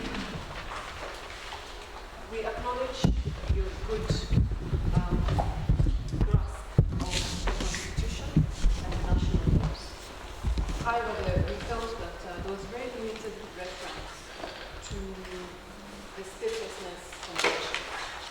As you know, this is the foundation of statelessness and nationality, but we did not hear much reference to the 1951 and the two statelessness conventions at all. So ask you to familiarize yourself with these conventions and then try to merge those into our national laws or interpret those in line with the national laws or the national laws in line with international conventions, just to give us a more persuasive argument. We were very impressed with the method. You did a good job. We thought that you have very good trial advocacy skills. Quite commendable.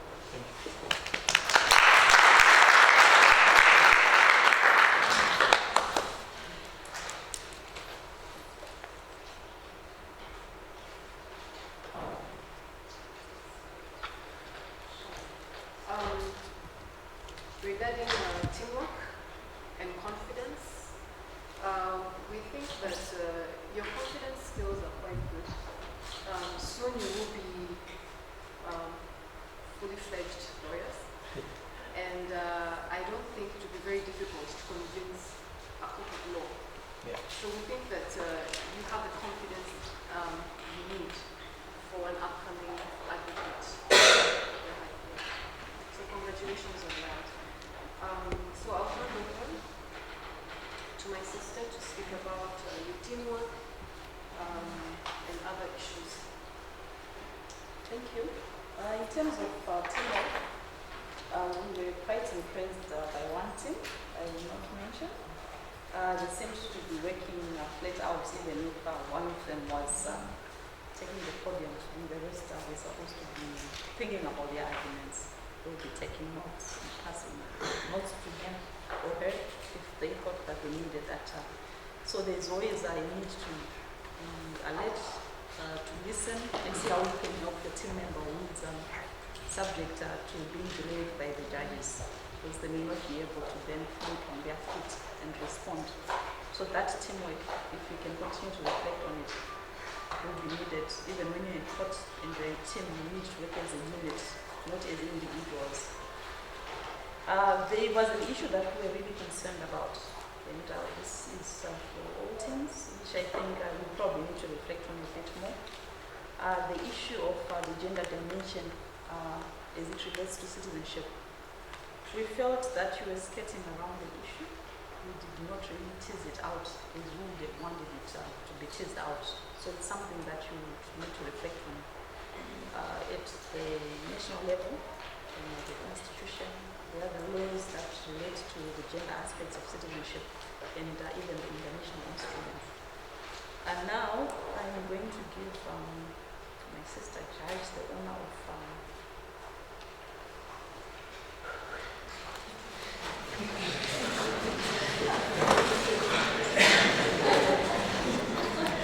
all right.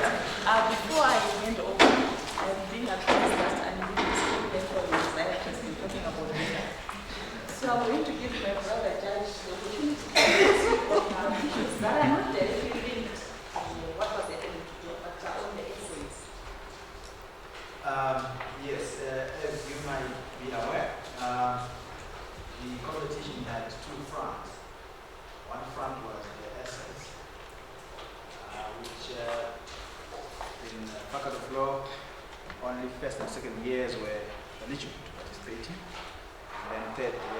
4th years were eligible to be part of the Moot competition. And also the Faculty of Social Studies was also part of the essays participants. And we assessed the essays, and of course we have winners for the Faculty of Law. It's unfair to compete against each other because the focus of the questions were slightly different. The social studies focusing a little bit more on the psycho-social economic impact of statelessness. With the Faculty of Law looking probably more on the legal, social, and economic, so that it suits your grounding of your instruction in the university. I should say, I speak for the rest when I say that the responses were very impressive in the sense that the lectures that we had with the visiting guests really grounded a number of students. We participated in the essays competition, and that the question was as straightforward as possible. As a marking scheme, we put here the definitions of statelessness and grounding authority, whether it's a legal authority or it's simply scholarship from any field. Human rights is multidisciplinary in approach, and also to look at in detail on the the 3 layers of impact, isn't it? The individual, the community, the national, the state at the national level. How does the state impact an individual level, the family, the community, or within the community, as well as in the national affairs, and also to then demonstrate the socio-economic impact. So in other words, those 3 levels, we are putting them in the context of the socio-economic impact, or the legal, socio-economic impact. There are no losers, they are only leaders. The rules require us to shortlist only 3. The winner, the first runner, and the second runner, for both the Faculty of Law and also for the Faculty of Social Studies. The lander is that correct? That is correct. So you have a list of people for Faculty of Law sort of competing against each other, and then Social Studies competing against each other. So the scripts are available for inspection. It's public documents for those who are happy that. I want to thank you again for the interest in your time, research, and essay, and we have announced. As far as the good code is concerned, I did a hand in the sense that I was there as much as I could, as I could. Perhaps more logistically than anything else to sort of just getting the teams going, shortlisting the teams, with assisting the UNHCR, and coming up with the 2 teams until done. I'm proud. I'm over the moon as a lecturer here. This kind of performance or ethical competition about looking for that profession that this is the kind of talent that we have. This talent should must be nurtured as we go forward. And I think the dean is here. I don't want to speak on his behalf. She will speak on behalf. But I think the issue of mooting is already part of best ethics and part of his curriculum. We put more effort, more resources towards concretizing Moot competition as part and parcel of the Faculty of Law. Thank you.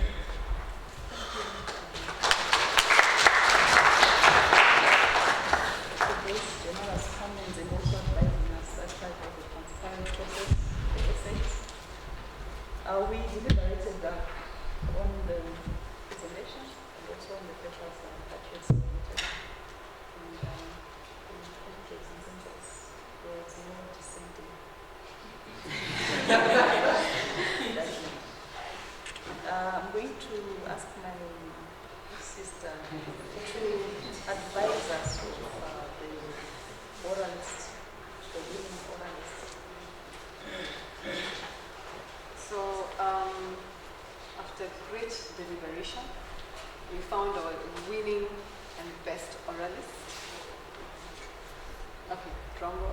The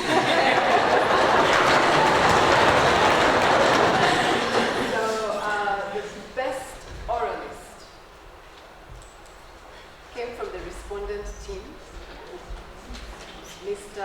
Simba.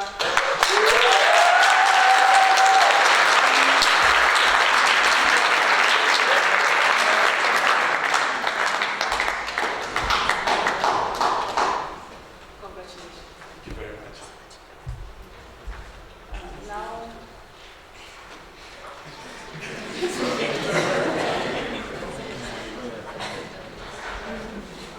the best team. Maybe just to say that our decision was guided by a number of factors.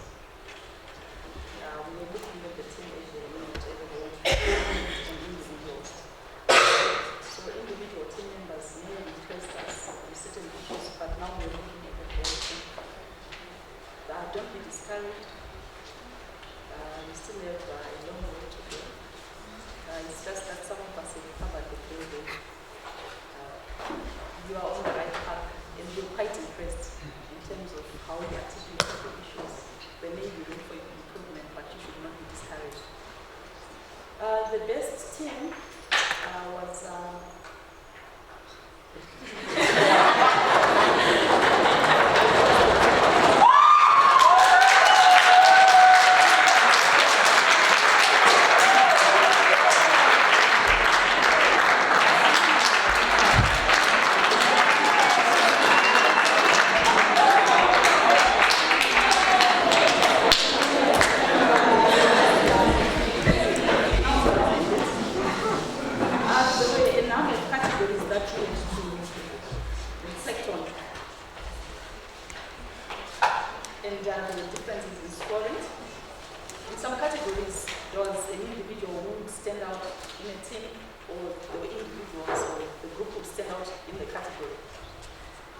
that's why I've said don't be discouraged. The respondent team had 82%, and the applicant team had 69%.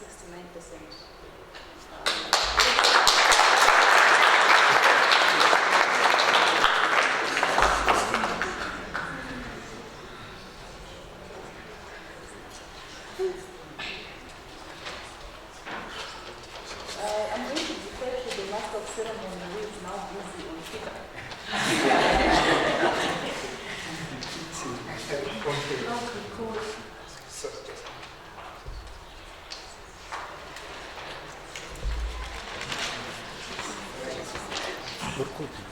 I think before we go into the prize presentations and so forth, we'll start with some remarks.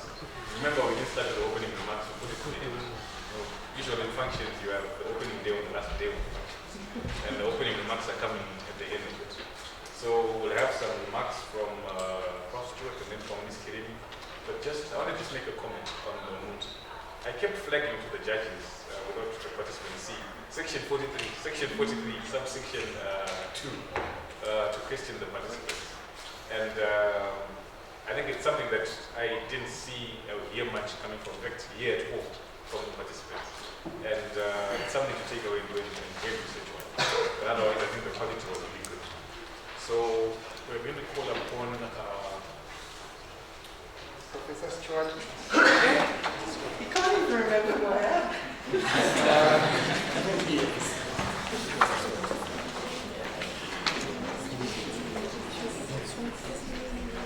No, different. So let me go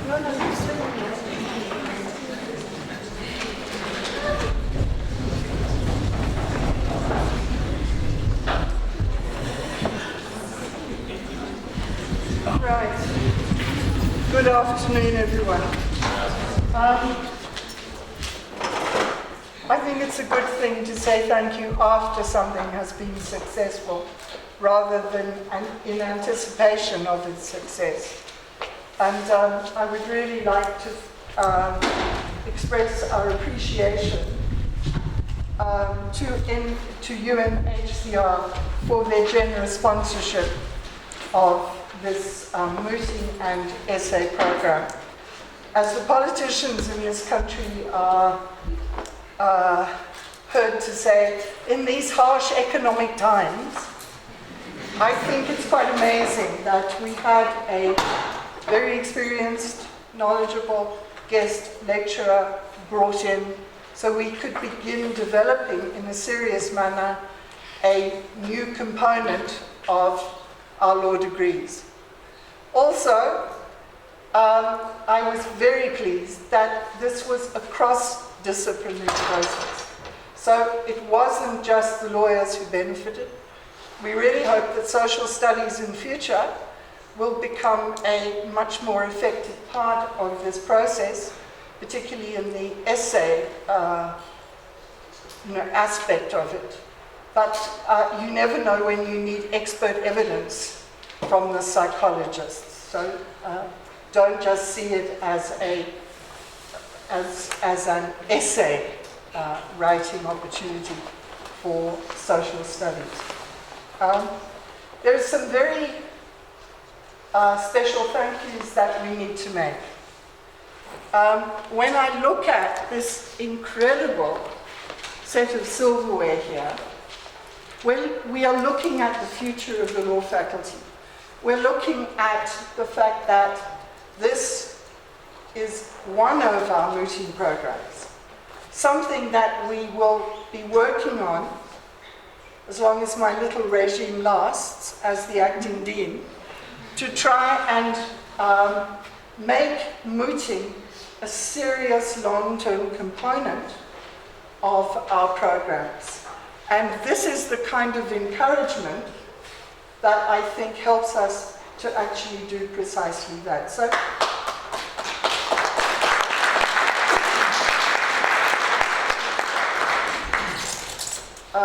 I think we also need to clap for UNHCR, if that was what you weren't clapping for having presented this. Especially so for their incredibly generous scholarship provisions that they have made available. It's not very often that we get that kind of support from external bodies. So if you won today, you are and should be a very proud beneficiary of that process. And I was a bit disappointed this morning when I first came, and there was just a sprinkling of people. I thought lawyers tend to run on money, so I was surprised that we didn't have more people here learning and gathering knowledge, so that next year, because there were lots of second and third years here, you will be potentially significant beneficiaries in this scheme, because this will definitely go on next year, I hope. Okay? Right, so now to some very specific thank yous. I want to thank some of the UNHCR staff in Zimbabwe, Ms. Esther Kirimi, who is a protection officer, Ms. Yolanda Chilimanzi, who's over here, who is a senior protection associate. I love the way organizations put people into interesting, hierarchical tiers. And outsiders never really know what any of this means. But we can assume that there is an order, yes.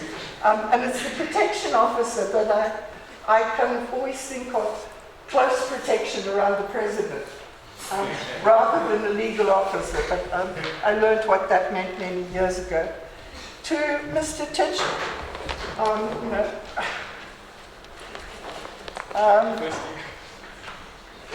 he said to me he only wanted to be known as Titch, not Mr. Mabonga, because he found that a rather grandiose title. So I suddenly stopped myself. And he was once my student, so you see the relationships are long and significant in how these things come about. So I would like to thank him and the rest of the UNHCR team for their persistence in making sure that this took place. So I think they need a round of applause.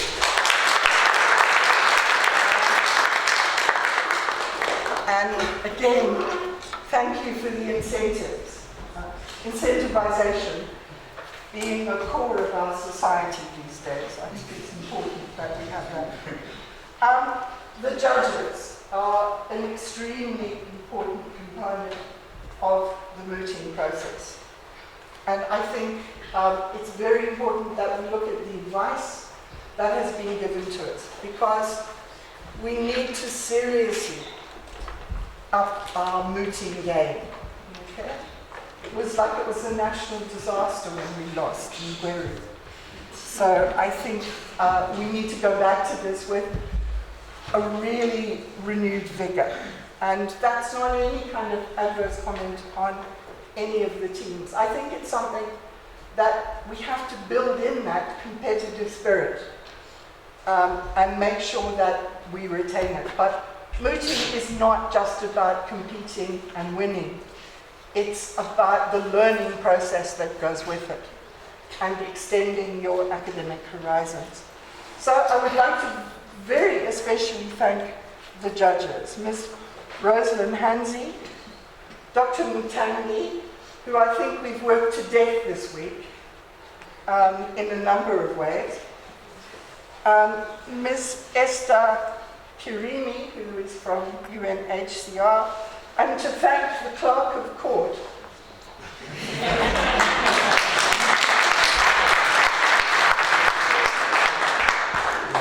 Mr. G. Chimaga, who seemed to be busy using his cell phone quite a lot, but I guess that's the way things go.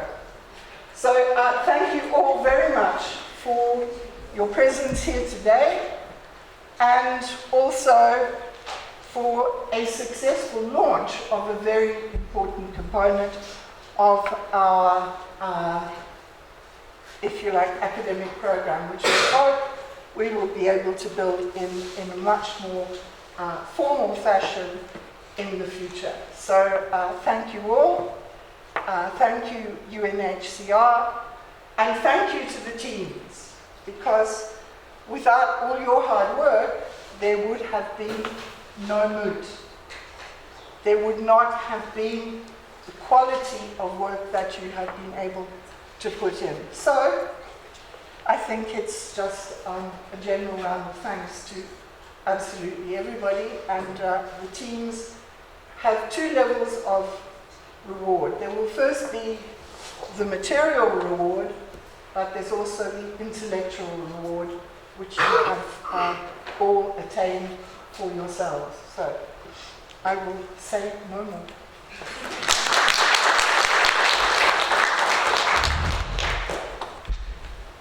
Now call upon Mrs. Sekirimi to give us some remarks on behalf of UNHCR.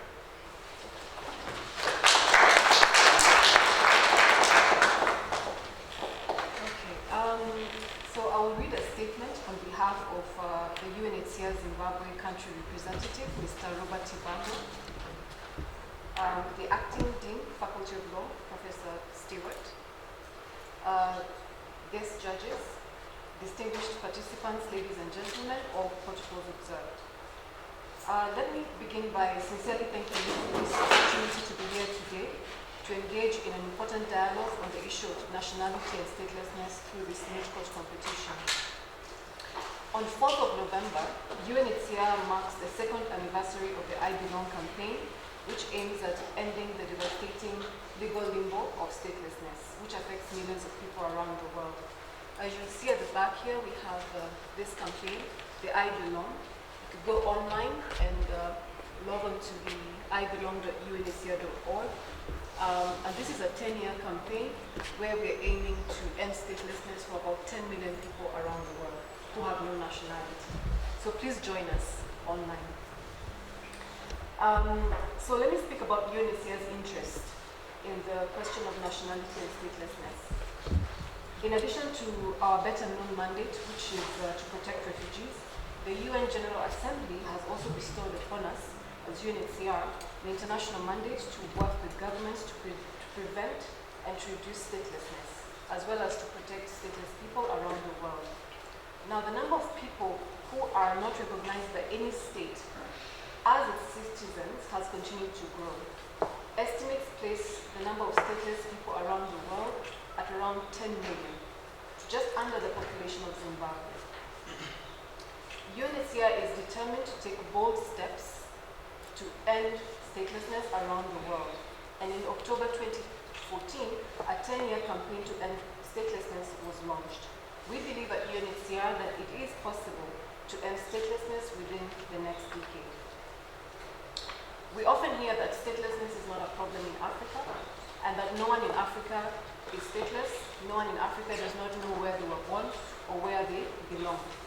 But the root of statelessness is the inability by an individual to prove that that they are who they say or who they believe they are. Many stateless people do not have personal documentation, and therefore, because they do not have personal documentation, it's very difficult to see them or to count them or to identify who they are. Now, there are currently 83 state parties to the 1954 Convention and 1961 Conventions on statelessness. You heard during the debate that these conventions were mentioned most of the time. So these are the two international conventions that are the foundation for prevention of statelessness. I urge you to join UNHCR in advocating for the accession of the 1961 Convention on the Reduction of Statelessness. Over the past decade, there have been some policy and legislative changes that have allowed more than 4 million people around the world to acquire citizenship. For example, in 2008, a High Court ruling in Bangladesh allowed 300,000 stateless Urdu speakers to become citizens. In Cote d'Ivoire, here in Africa, legal reforms in 2013 allowed long-term residents in that country to acquire nationality. I recognize that we will not be able to completely unpack the subject of statelessness here, but we want to assure you that UNHCR will continue to partner with the University of Zimbabwe, the Faculty of Law, as well as the Faculty of Social Studies, to build awareness regarding statelessness and nationality for many years to come. And we hope this partnership will continue, and we hope to expand this Moot Court competition to a national level in 2017. In closing, allow me to acknowledge the tireless efforts of Dr. Mudenda of the Faculty of Social Studies, Professor Stewart, Dr. Mutangi, Dr. Masika, Mr. Chumuga, Mrs. Nyanzira, Zilsa, and the student volunteers who have made the arrangements for this day possible. I wish to thank the mooting teams, and I thank you so much because you may not be aware that this is the very first Moot Court competition on nationality and statelessness in Africa. So you're the very, very first team. And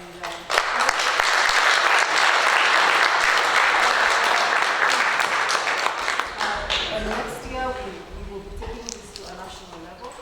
And in the coming years, the winning teams will definitely be participating on the African Forum organized by UNICEF. So all the best. So do not think you're the losers. You do not lose anything. You're going home with a few gifts. But also a wealth of knowledge on nationality and statelessness, which is now something that we as UNHCR are taking forward. And 10 years is a long time. Who knows? Maybe some of you could actually come and work with us at UNHCR, maybe here in Zimbabwe or in Geneva on statelessness issues. So thank you so much.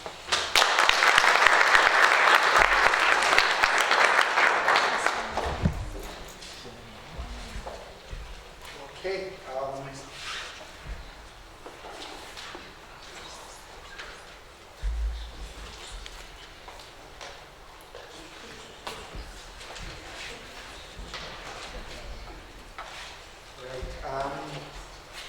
You can see the old school and the new school. Between sitting there lecturing. So I think this is the most exciting moment.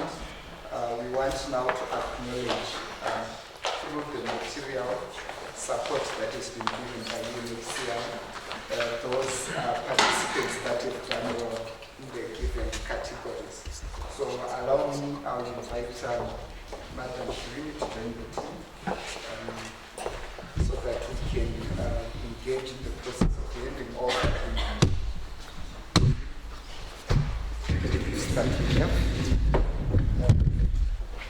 the Twitter moments. You will be on Facebook tonight, Professor Stewart. I don't do Facebook or Twitter. You don't have to do it. No, I just do email. Okay, but they'll do it on your behalf once they get this picture moment. Oh, that's very kind of you. Right, so thank you colleagues for the patience. I understand that there was a two-pronged process, the essay process as well as the mooting that was just held here. So my duties now is to announce those that are winning something, and then our colleagues here will assist in handing them over. I'm not too sure if some of the winners are here, but I'll call the names anyway, and if you are here, please come and collect the prize that you are getting, and then we'll move like that. And it's a lot safe custody. Safe custody, protection officer? Yes. Just a note on the scholarship. You will not get cash. We'll actually make the payment to the university and it will be credited to your account. Okay, that makes sense. And then there are also the shields. I'm sure you saw on the banners. There are also shields for the essays, shields for the mooting teams, and shield for the best orator, and then shield for the essay competition for the faculty of law for the best essay, and then the shield, the big shield, that's for one for the faculty of law for essay competition, and one for faculty of social studies, and then the big trophy is the national trophy for the Moot competition. So by default, use it as 2016 champion, national champion. Then next year you're defending champion. That sounds like some elections, I know, eh? When you have participate against yourself, but that's another story. So excellent. So thank you for the clarification. Let's get right into it. Right, so for the faculty of law, we've got 3 winners, and I'm talking here about the essay processes. Third prize is, I think it's Madam Nyarazo Chigayo.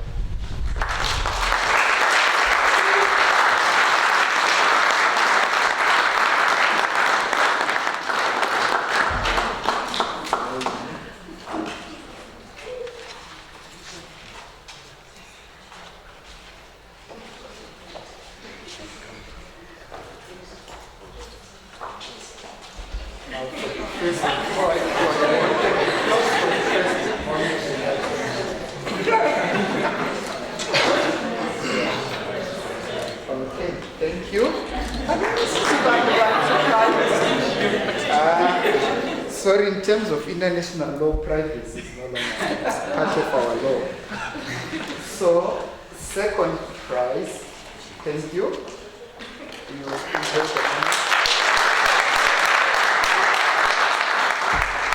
Right, thank you. Second prize is Blessing Maunza.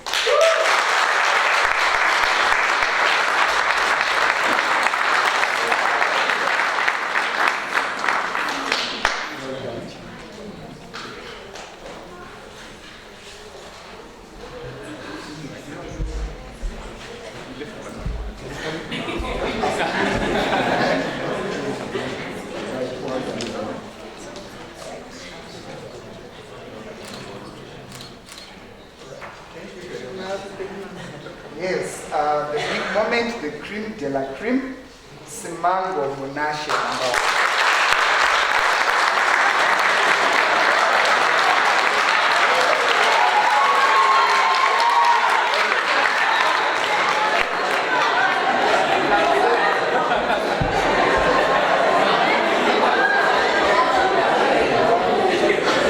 Not so well groomed.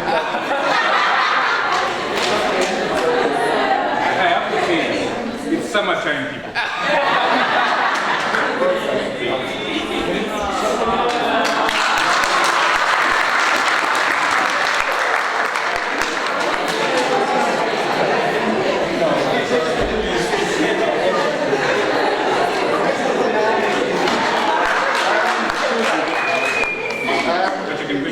Okay, Rachel.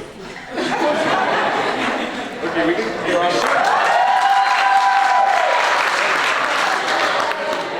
Sorry, just to clarify on the big shield, your name will be engraved on it, but it's property of the In faculty. perpetuity. For the faculty. Well done. You could put a line next time about dress code. Some about Faculty of Social Studies. Right. So third prize we've got River Proud.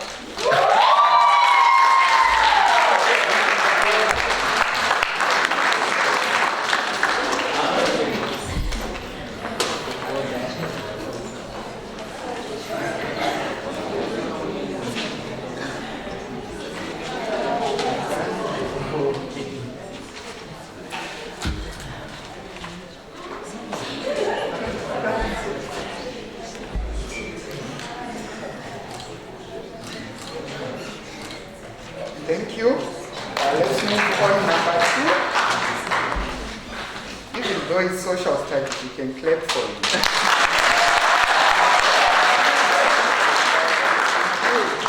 Right, so we've got number 2. I hope it's a lady.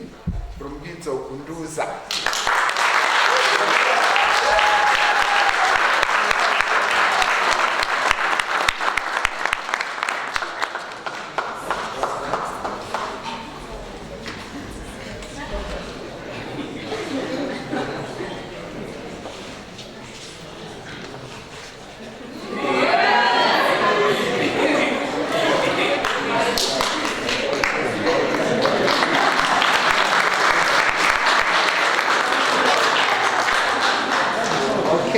So our number 1 for the social studies is Simbarashe Mvumbi.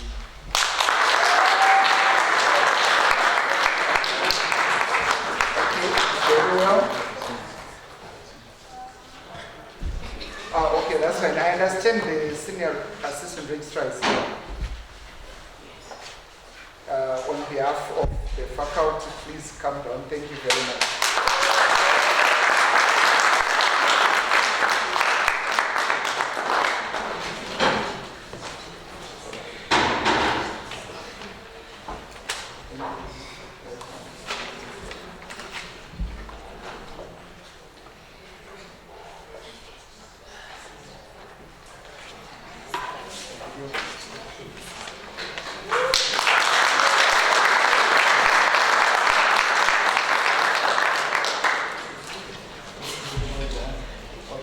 Don't keep it at home, you know. Okay, well done. I think now we come back to prizes that are relevant to the processes that have just happened before you. And as been communicated, everyone goes home with something. So let's start with our mooting teams. And of course, our run-up team is our applicants. Please come forward. You don't cry. Yes.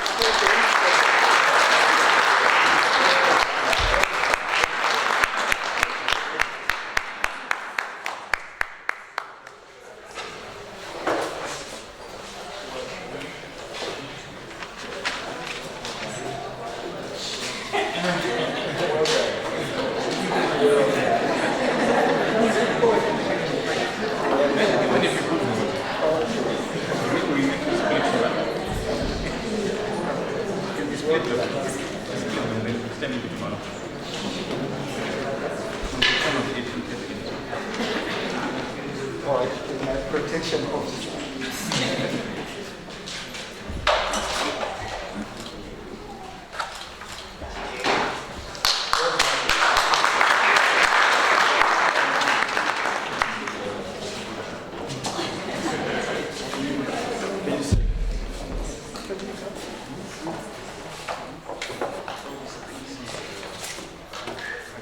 Okay, excellent. I'm being advised this banner, so I didn't have the actual figures, but there is everything for everyone, and you guys are awarded for the good work that you've done.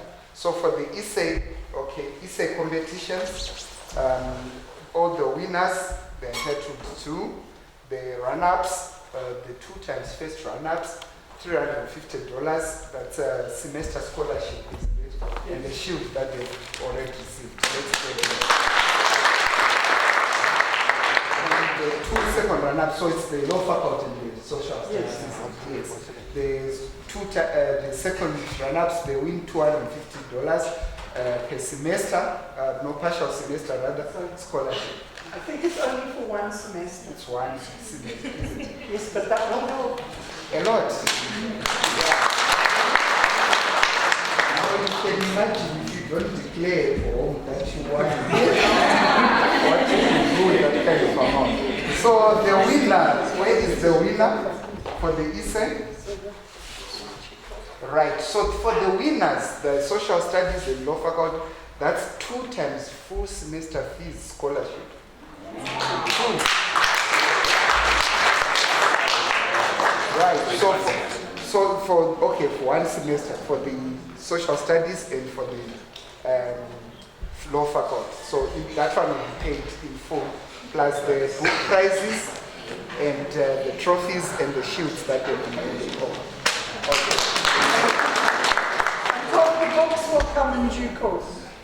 Yes, I hope it's like PIO test, look at the things like that. Yes. Right, so well done. So now we come to the orators. Let me just announce the prize before we give them. So the run-up teams, each team member receives $350 partial semester scholarship and an individual shield or trophy. And then the best orator receives $350, which is partial semester fees, scholarship, and an individual shield trophy. And the winning team, that's full semester fees, scholarship for each of the 3 team members. So each one gets semester fees, and they also get the book prizes that we've been talked about, and of course the individual shields and trophies that you are getting.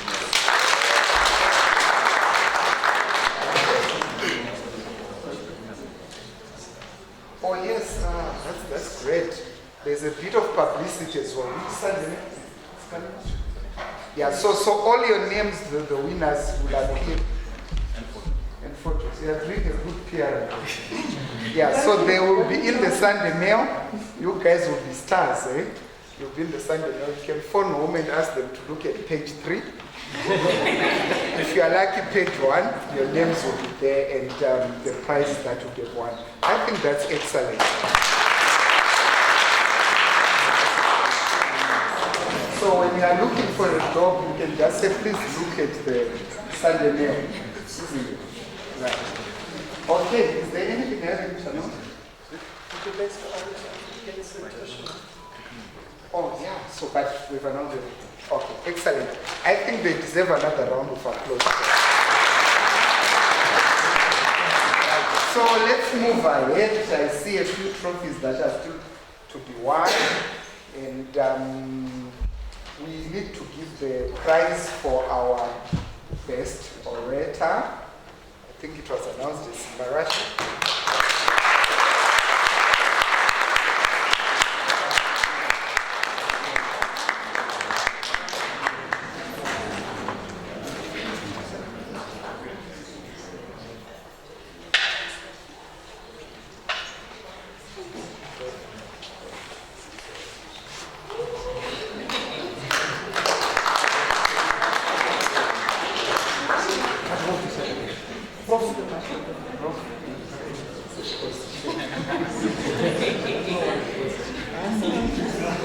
All right.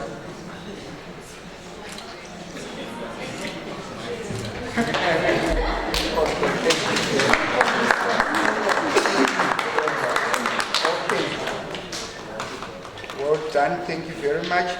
Now, there are individual prizes, but of course we need to acknowledge and recognize the winning team, the respondents team.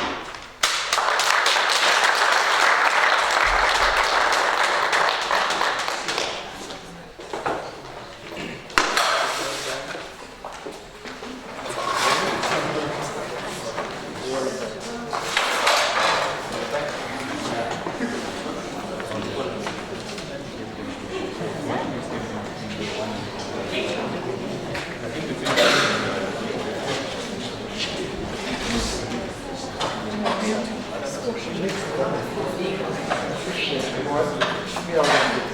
you can't see the lady. Okay. Later. One second. Smile. Close the gate.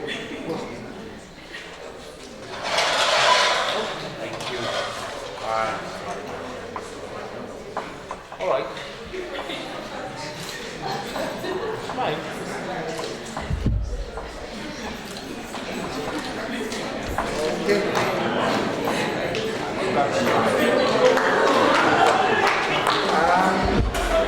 Sorry,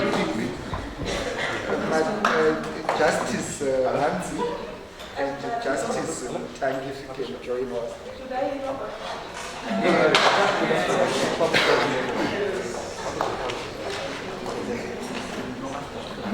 So we should step up. We should step up. No. Sorry, Okay, excellent. Right, okay, so this is surprising, but the judges are also winning. So I'm not too sure whether it's not corrupt. But can I invite Justice Hansi and your team to receive such shield?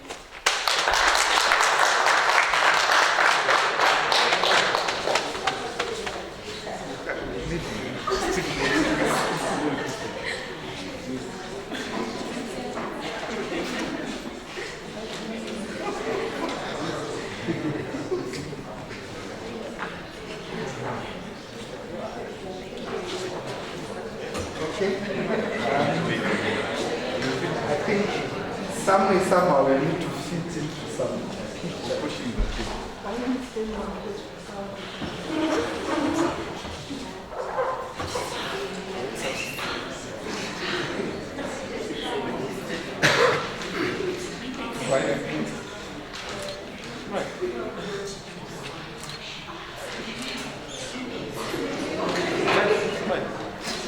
We are judging your smile.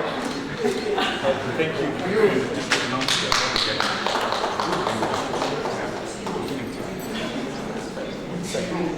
Right. Now the big moment, the faculty that wins the trophy. I'm not sure what the question was. Is the law faculty.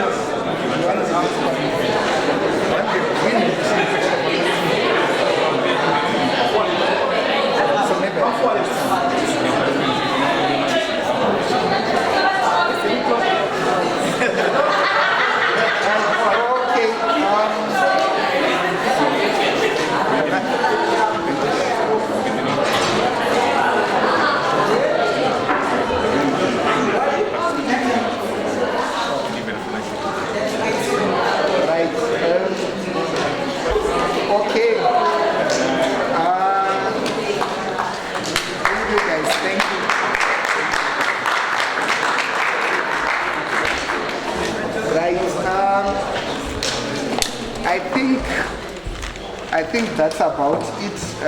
Susuvema rights. We think the right to food has been drastically delayed. So what we are going to do, I just wanted to put a word to thank Mr. Matsika, who is here. I know there are people that put things behind the scenes, and he has been working very hard with the various teams to make this happen. And I think let's give him a round of applause. Right. So, sorry. Sorry? Oh yes, Miss Nyanzira, is she still here? Okay. I think she has left, but in absentia, I think we need to acknowledge her as well. Right. So okay, thank you. So from a process point of view, I think we are done. What I'm going to request is that there's a bit of a process also to the eating. There's a table that is reserved for our guests and the judges. They'll be directed and together with the teams that were participating today, will be directed by Teach. Then the mortals like myself and students, they some little table and told them that they go pick our food, and then we'll go to the lecture room to our right. I think we'll be directed as soon as we get there. But for the teams that have won, please just come over as we dismiss each other to get photos. They are talking about the ESA guys as well as the Moot team. Just get that process out of the way. But otherwise, thank you everyone for coming, and let's enjoy lunch.